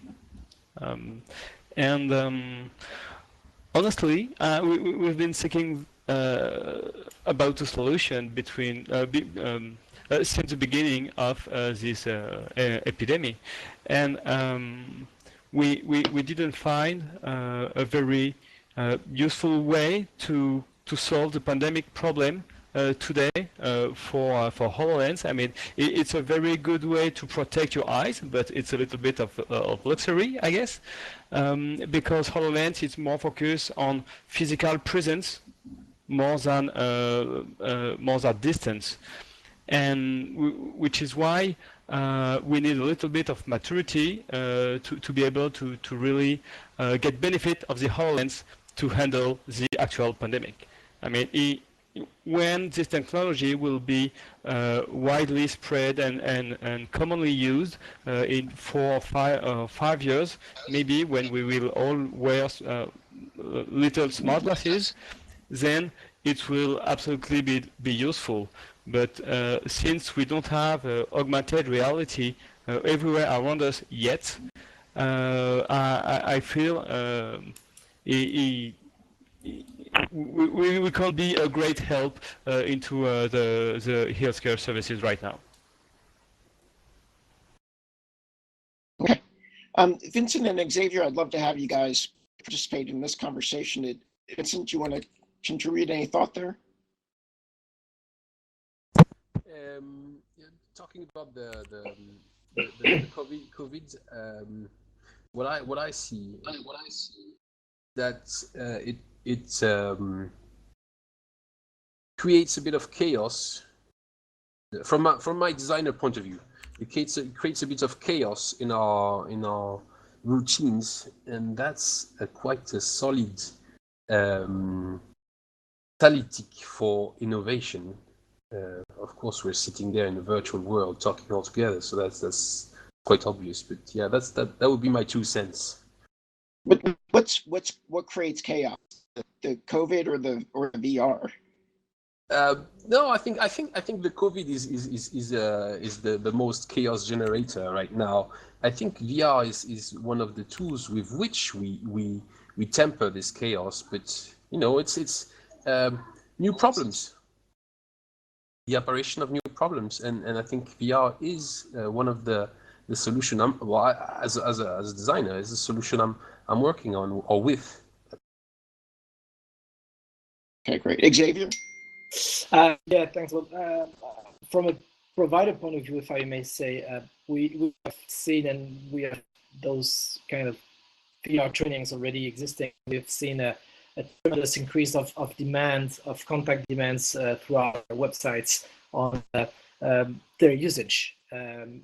Definitely, I think one step was taken when the standalone helmets were launched a couple of months ago, and that really kind of started to ease the process of spreading VR across multi-usage.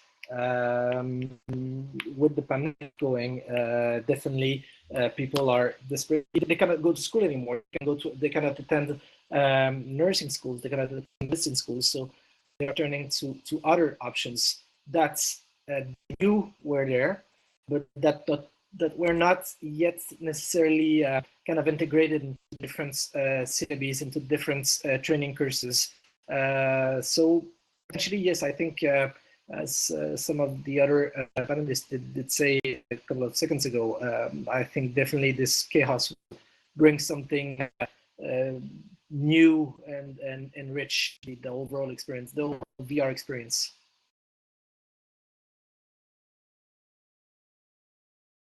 Okay, great, thank you.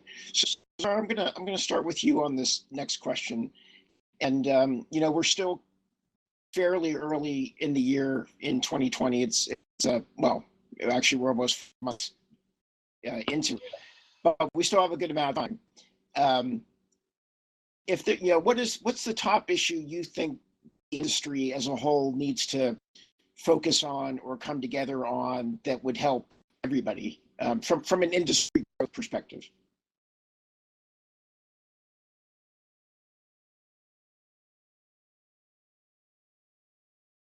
Cezara, are you still with us? Yes, can you hear me? I think my microphone was off. Yep, go ahead. Okay. Well, I think it's gonna be it's really interesting lessons that we're getting these days, and sadly, one of the biggest opportunity would have been right now to get VR in the hands of so many more people. And unfortunately, due to the limitations with hardware and the fact that they're mainly sold out pretty much everywhere in the US and sounds like in Europe too, that opportunity is kind of left on the table, right? We won't be able to take advantage of it. But hopefully, as technology evolves, as we go into the future and into the next phases of this, people will have more opportunities to connect through the emerging technology. I mean, what we're doing today in the conference is one great example. And Bob, I think I know you've been working on looking at all the other solutions out there. I think we're getting really close, and probably, you know, if we're gonna look back at this a few years from now only, we'll just have all these tools working even so much better. I chip in on that question. I think one of the big things that we need to sort of come together with, especially in healthcare, is the research. Really, we need to build up the research base for VR in healthcare to be able to push it in organizations like the NHS and private organizations for healthcare. Still in its infancy, really, and the more research we can get, the more backing and the more investment, I think, will come from that. So Katie, when you're referring to research, you mean clinical trials and data? Yeah, exactly. So there's quite minimal clinical trials, especially in I guess VR for rehabilitation and therapy. There have been a couple that are coming out on like VR for mental health. I believe there was one in the NHS for VR and mental health, actually, which was but yeah, it's still in its infancy, and we need more clinical trials to show the usefulness of it and be able to push it in healthcare organizations. So Katie, let me push you a little farther on that. In terms of, you know, there's so many different aspects to VR and healthcare and disciplines being worked on. Where do you think the low-hanging fruit is in terms of at least getting trials and data that can help, you know, act as a demonstrator for VR, you know, moving forward for the next 5-10 years? We're from a healthcare discipline, should we be focused? I guess there's already things going into like mental health. I think the big one is chronic pain. There's already quite a lot of research out there looking into using virtual reality as a sort of distraction from pain and a treatment for chronic pain conditions. And I think that's a good place to start. Then moving on from that, I guess it's pushing it out to a wide variety of health conditions. So my field in particular is looking at using exercise through virtual reality, and there are so many health conditions that can be either prevented or treated through exercise. And using virtual reality and the games within virtual reality to make it fun and easy for people to engage, and making people want to engage is a really fruitful topic that I just think needs a lot more time, effort, money, everything put into it. So still early days. Xavier, you've got a huge amount of experience in terms of, you know, having talked to prospective customers and throughout Europe and hospitals and kind of getting a feel for their pain points. Where do you think that the low-hanging opportunity is for VR in healthcare today? I think pain is the main one. I think it's got so much. Sorry. I'm passing that over to Xavier.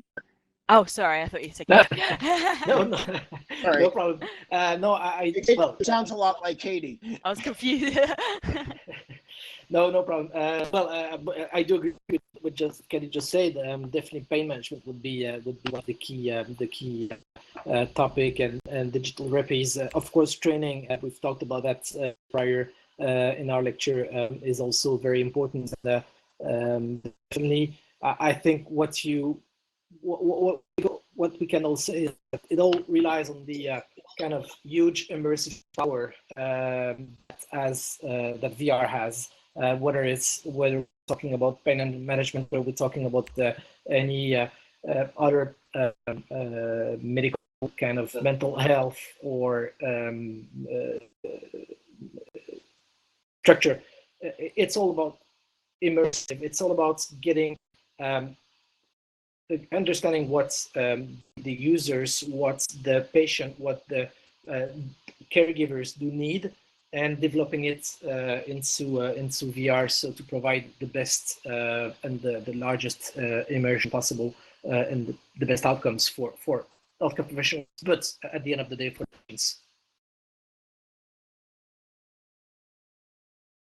Okay, great. Carine, do you have any thoughts?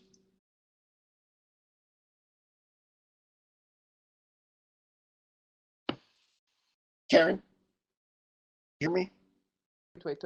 Mic was off. Sorry. That's okay. So I listened carefully. You're talking about pain management, training, and data, which data will come from the users.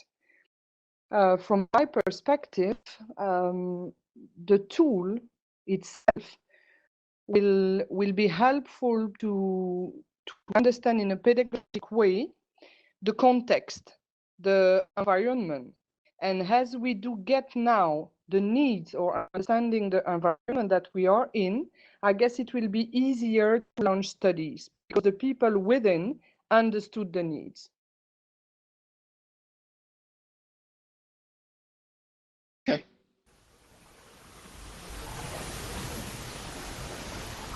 Antoine, any perspective on this? Yes, I would say that beyond virtual reality or augmented reality, right now people are looking into metaverse like this one as a way to collaborate more easily, and VR and virtual reality and augmented reality are just piece of this puzzle of this kind of metaverse.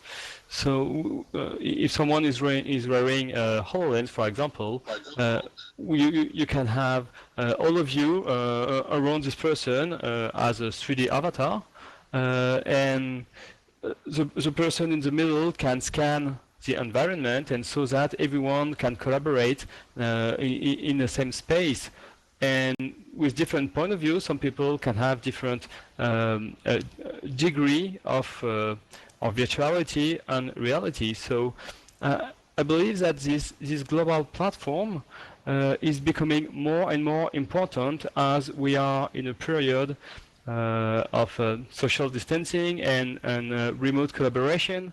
And so all our XR technology allow us really to fill this gap. And I love the idea that regarding the context, you can really choose the way you are using the technology, which is for training or for health assessment or for telemedicine, for example. I like the way that we can think about a universal platform, universal metaverse with different layers and different way of interacting in this metaverse. So that's what my pretty 2 cents. What I like about now is that we are really raising the need and all the benefits of building one or many metaverses, and depending the situation, we will use it in the convenient way. And if I may jump in for a moment to add, I think we're talking about some really important issues here. One being data availability, more research, and experiences out there that activate on all the opportunities for pain management, for cognitive exercise, for physical exercise, all the good things that VR can do today.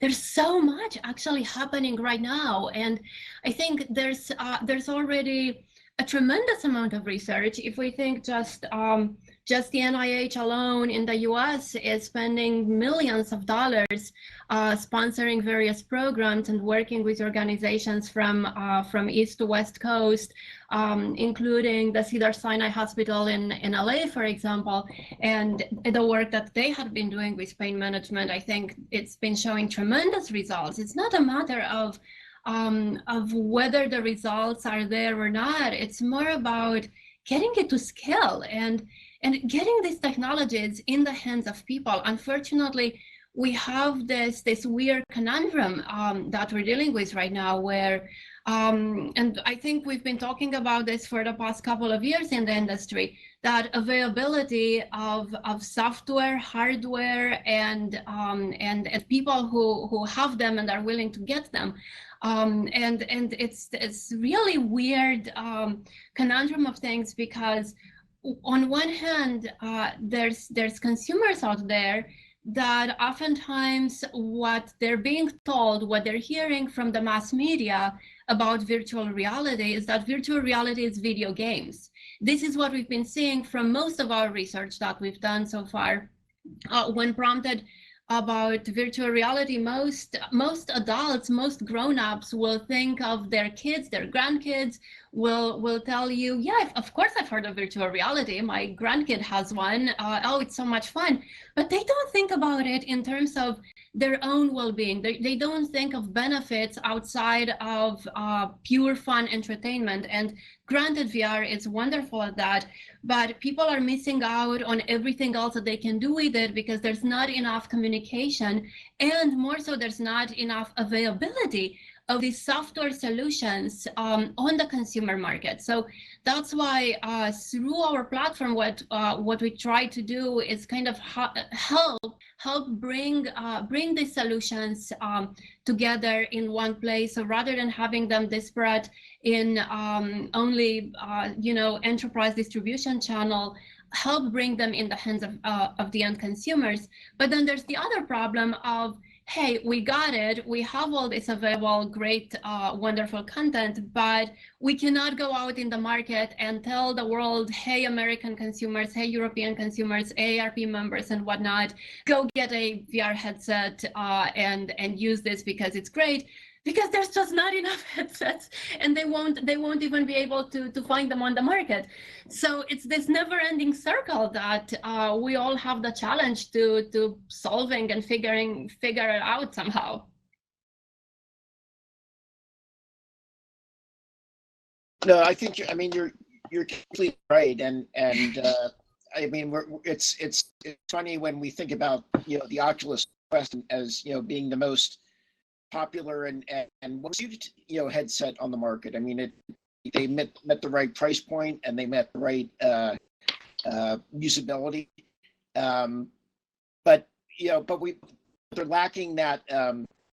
Well, even iTunes and Apple had some review process, but Oculus is really controlling their app store and making it hard for so many of these software developers with great products to get any exposure.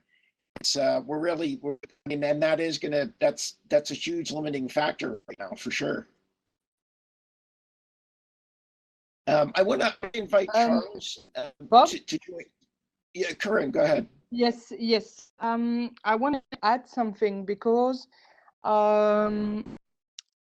you were talking about miscommunication or no communication at all, but from my point of view, I don't think it's a problem. Why? Because the tool, the user needs to understand the tool, but not in a perspective or theoric perspective or studying perspective. They need to understand practically, because healthcare people like practical things. So they need to understand basically what practically they can do with it, try it, be aware, and then the rest will follow. Add Yeah. just slightly to that. This is very important. Definitely. Sorry, go ahead, Xavier. No, this really is very important, and the point that you were raising is of utmost importance. We've seen once while we were developing the latest VR experience simulators that we made for nursing studies in France. Instead of developing them from our offices with our engineers and or specialists, and they are all good, we decided to all of the very different path, and it took us a lot of time to develop it, and a lot of more time than a startup company would usually take. But we decided to work with the actual trainers and head of the nursing school around Bordeaux, where we are located. So to come up with a solution, or at least simulators that are linked to the daily practice of the nursing teachers and trainers, at least in France. And I think this is very very important, because you can make the nicest tool, you can make the most efficient technological tool. If it doesn't match the criteria, if it doesn't match the expectations of the healthcare professionals, and you're right, that's pragmatic, it wouldn't work anyway.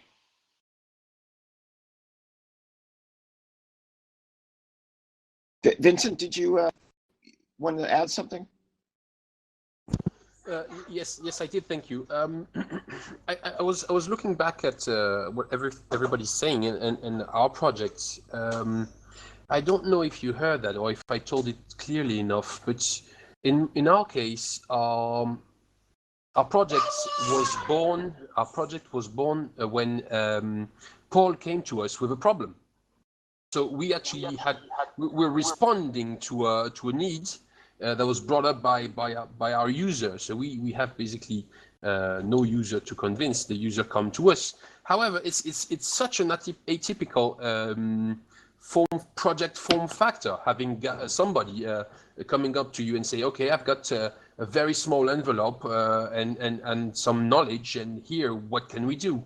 And I think, so this being such an atypical form factor, I think what would help the overall industry is having some kind of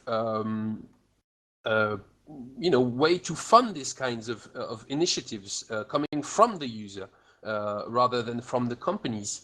Maybe I'm ignorant and this already exists and I'm just oblivion to how this can work. But I would love to see that the users expressing to the companies what they're needing rather than companies trying to understand what the users want. I don't know how that can work, but it certainly is working right now for our project. And I feel that, with, I don't know, help, resources, you could have some very, very good products back to the market kind of functioning. One of the way, one of the way to get interest, it's not only asking the point of view from the school and the teacher, but from the people from the field. Because if you just take the ICU right now, we're talking about that between each other and we're saying, okay, we need that to understand the context.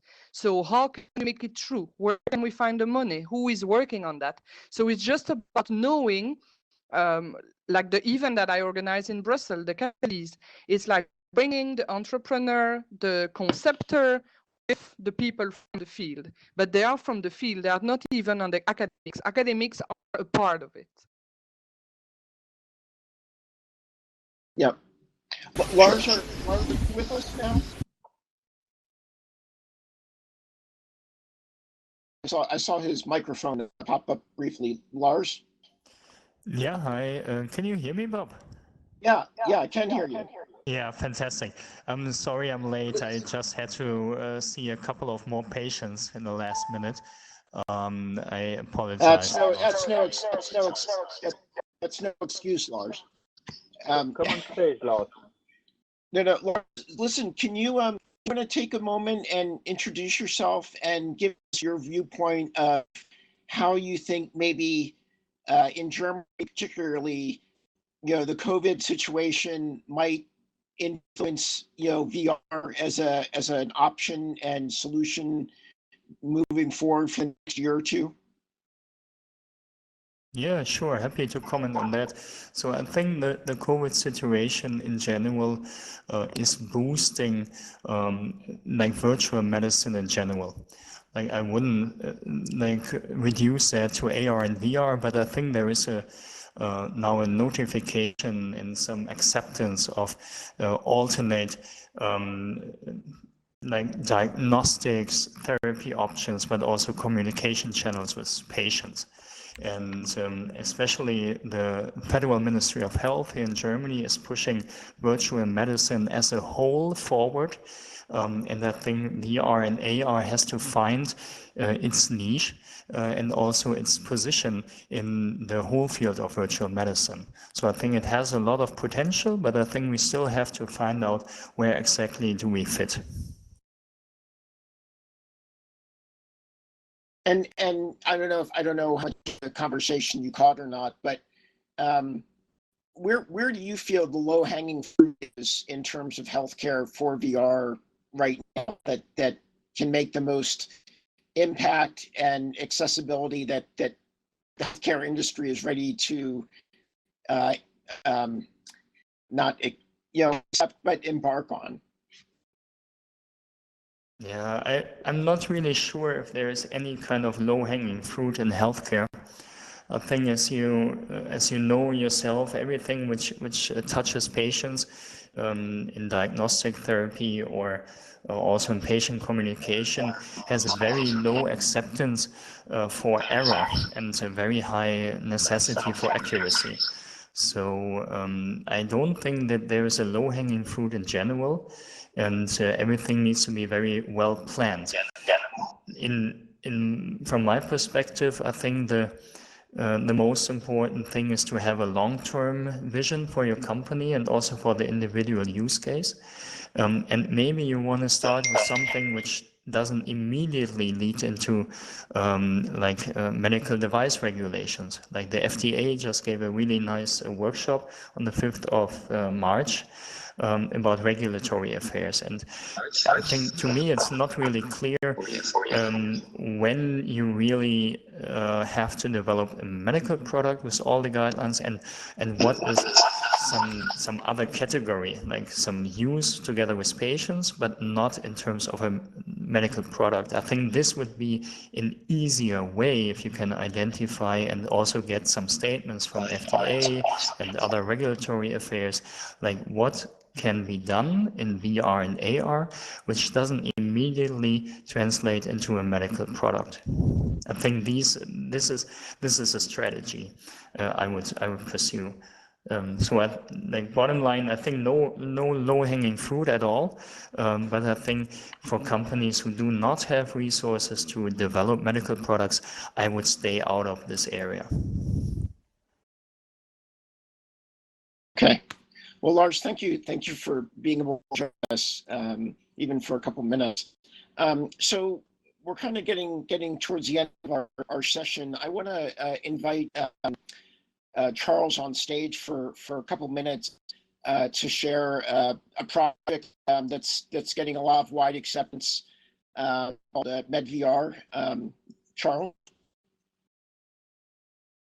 Thanks, Bob. I just wanted to let everyone know we were starting out as a hackathon / symposium combination where we were going to bring together medical experts and technology experts and students or enthusiasts in VR. I don't know if you need to give Charles a moderator so he can speak or not. I don't know. Can anyone hear me in the audience? Can you raise your hand? Okay. We can hear you. Yeah. Okay. So we started out as a physical event, and we were going to run in June, and there were a bunch of MIT people and 100 volunteers, and we were going to uniquely bring together medical professionals, healthcare professionals, and technology people, and let them talk together in symposia, and then design prototype and build the future together. And of course, COVID interrupted the physical version of that MedVR concept, but we're going to do a growing online community with best practices, best collaboration tools, again, bringing together healthcare professionals and technologists. because we know that healthcare professionals have almost no time, we're initially going to begin with just a series of webinars to give healthcare professionals very deep, detailed knowledge as fast as possible of things that might help them immediately in the short and medium term, and then grow a community over the next year and do a physical event as soon as we can to bring everyone together like we originally intended. The exciting part is I'm one of the guys helping to build these collaborative tools in real time that are going to support us. So initially we'll be doing simple webinars, but we're going to have Slack, Discord channels. We're going to have augmented reality, virtual reality ways to get together, probably using Breakroom or Spatial.io initially. And I'll let you know the webinar address, which is if you go to medvr.io, right now it says postponed, but there's no details. The first webinar is May 6th. So in the next few days, we're going to have a more detailed description of it. So just go back to that website, medvr.io, or if you want in the chat, I put my LinkedIn address. If you want to participate, volunteer, collaborate, we're going to take care of both the short-term COVID universe of medical care and help them with that, but we're also interested in the medium and long-term. So if you have any interest in contributing to this, we're all volunteer. We've so far done some pretty interesting stuff, which you can look at the website to see. And we had a couple of hundred applications when we stopped taking them for the event in June, but we're going to continue letting people apply for the event that's going to happen sometime probably next spring. Anyway, that's it. Thanks for giving me some time. Anyone who wants to follow up can reach me in LinkedIn or in chat. Thank you.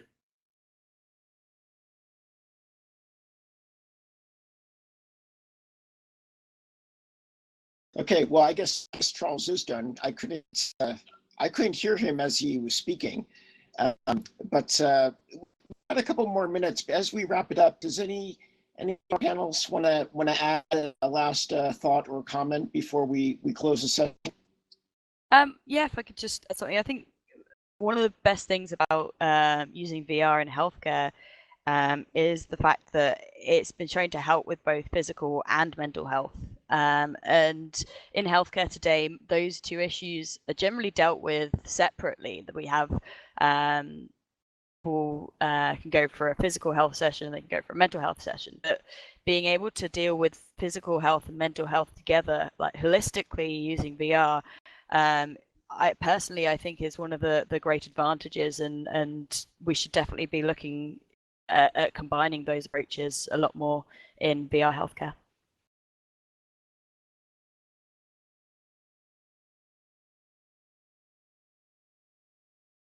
Right. Anybody else?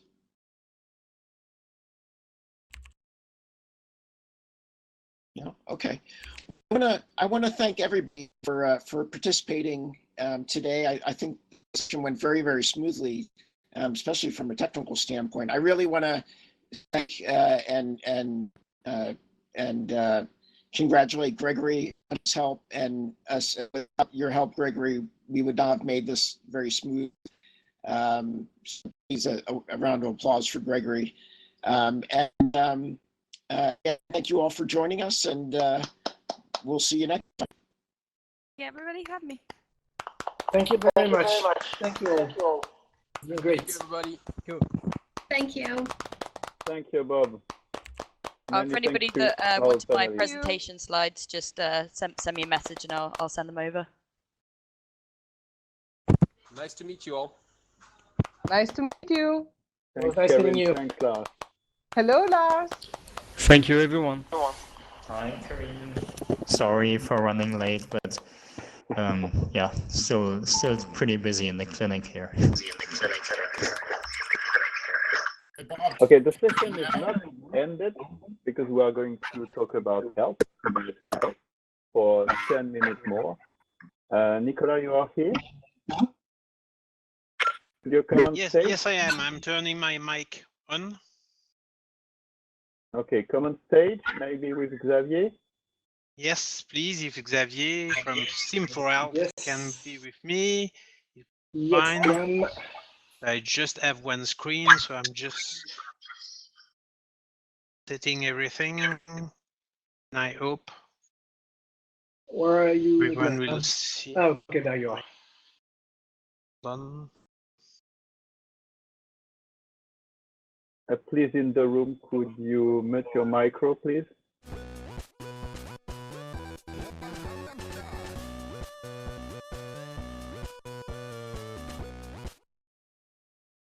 I typed. Hold on, I'm just checking. That is something with this great virtual world. We know all have game style again in our heads for the next couple of months. Thank you very much.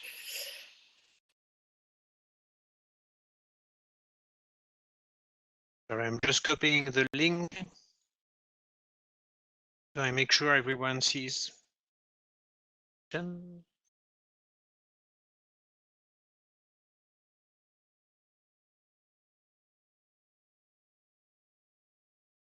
Вы где все?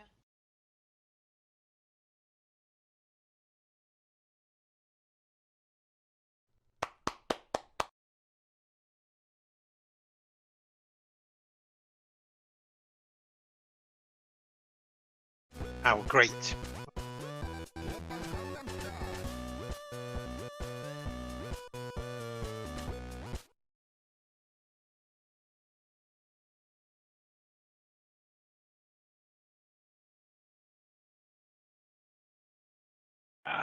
Good.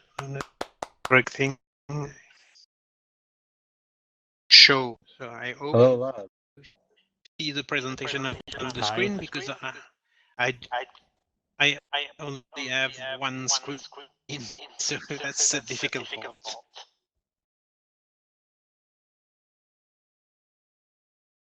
Excuse me. I have some problems understanding. Sorry, Lars. Could you mute your micro, please? Oh. Hi. Hi, Lars. Can you hear me? Greg, you just tell me when I can start, no problems. Yeah, it's okay with your screen. In the room, could you put in the chat if it's okay? You see the screen. Don't forget to refresh the screen.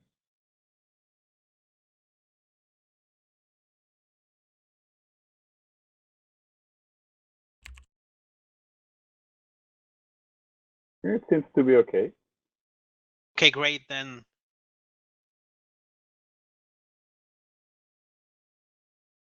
Do you let me know when I can start? No problems. Okay, Nicolas, it's up to you. Okay, so I'm on stage and I do thank you very much for being here. It won't be a long presentation. With me today, I have Xavier ABADIE from SimForHealth, who is representing Jérôme Leleu too, as a contributor to a magazine I'm going to say a few words about. So just first thing is, I'm part of the Laval virtual team, so we are really appreciating your presence here in this virtual world because we do care for you. This is why you are all sitting at your desk at home, and we are all living this experience in the Laval virtual world this year with more than 9,000 people who did register. So first, I'm part of a team which is called VRA, or Intelligence Services. Intelligence, it's more looking like for in English, doesn't mean we're clever in the team. It's Mary Leblanc, myself and Alpha Diallo, who is in this room, also with Leah Paul, who is our editor. I'm VRAR intelligence manager, and we do produce some news feeds, weekly news feeds, which are free. We are covering more than 4,000 articles dealing with virtual reality every week, and we make a digest which is free and that you can also receive in newsletters on Wednesdays. I'm here to talk about a new collection of magazines. We already produced some printed magazines. First one was dealing with automotive, then brands and retail, architectures, engineering and constructions, and real estate. And last but not least, the last one, which is going to be released today, is dealing about this conference, which is ALF. And as will not be for the moment a physical edition, you will be able to get the link to download it at the end of the presentation. So I'm not alone in this. I'm just coordinating this magazine, even if it's a tough work. So I would like to thank the people who took part to the magazine, starting with Bob Pine on stage here, and also like people like Carine and many other people in the magazine. As you can see, I'm not alone. They all did write in the magazine about their experiences on the field, and about how to use VR and AR in the healthcare. Carine was talking a bit earlier about people on the ground. They are on the ground, and this is why we do need them. So I want to, I would like Xavier to say a few words about SimForHealth, about because it's really important, about examples. So if you can, like 2 minutes, and describe what's in the book about SimForHealth, would be nice. And then we will release the URL that people are expecting. Xavier? Well, thank you very much, Nicolas, for this invitation on stage. I feel like I've been there the whole afternoon. It's great. It's such a great experience. And thank you very much for the opportunity you gave SimForHealth to be in this magazine that you are now unveiling. It's very important to us, for us to be part of these kind of events and being able to participate. So yes, definitely what we are saying and what we are promoting in terms of VR, and this has been from the very, very early days of SimForHealth, back in 2016, 17, we're still a young company, is that we strongly believe as in the immersive and very, very unique power of VR in terms of training. We have started with procedural trainings, surgery or pre-surgery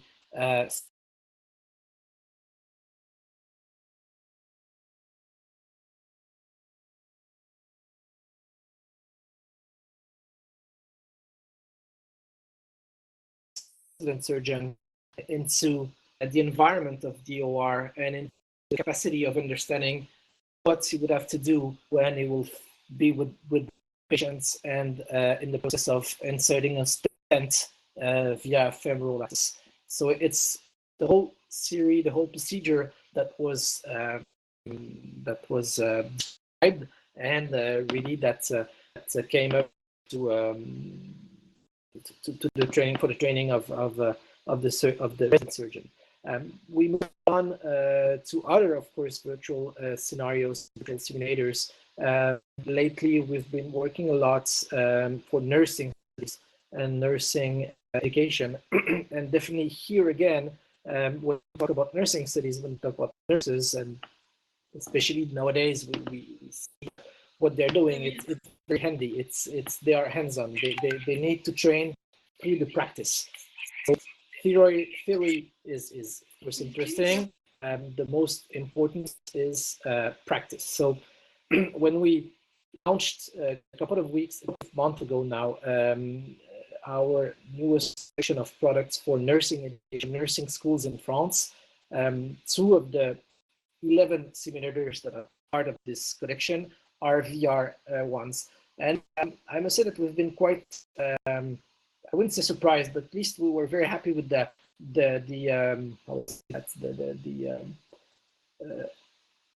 rates of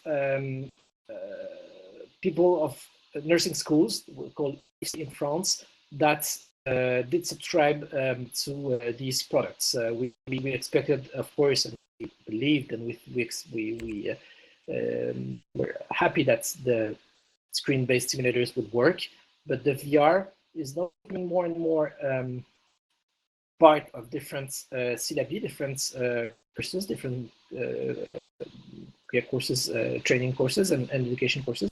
So we're getting, I think we're finally getting into it, and it will be more and more used by healthcare professionals to train themselves in procedures. And one of the latest tendencies that we have seen also recently, and that Hervé FONTAINE from HTC was also mentioning in terms of large and big trends for the future, was what we call skills training. We definitely thought, and we started with procedural training.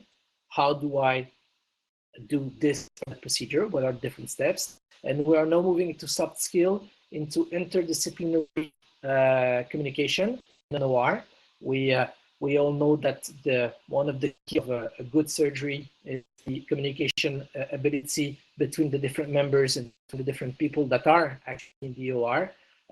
There is a surgeon, there is an anesthetist, there are nurses, there are many different people.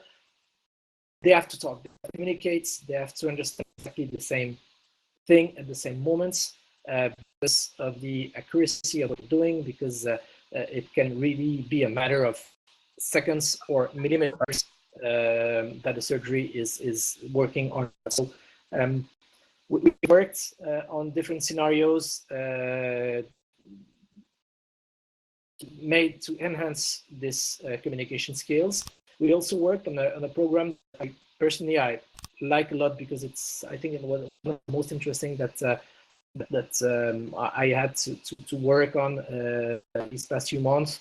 I think I mentioned it also in the lecture that we gave here early on. Sorry, on empathy. We know that, and it was a request from one of our customers. When you're a doctor, especially when you work in the cancer field, when you're an oncologist, you have several times very bad news to announce to your patients. Mostly they have a cancer. Some of them have metastasis. That means that cancer is replicated. The same cancer is replicating to other part of the body and making it quite worse. And definitely we worked, and we could win this project because of the work of one of our colleagues, Anne-Sophie, and I think she is down there in the audience, Anne-Sophie Milsan, that is also soon to be graduate from Laval,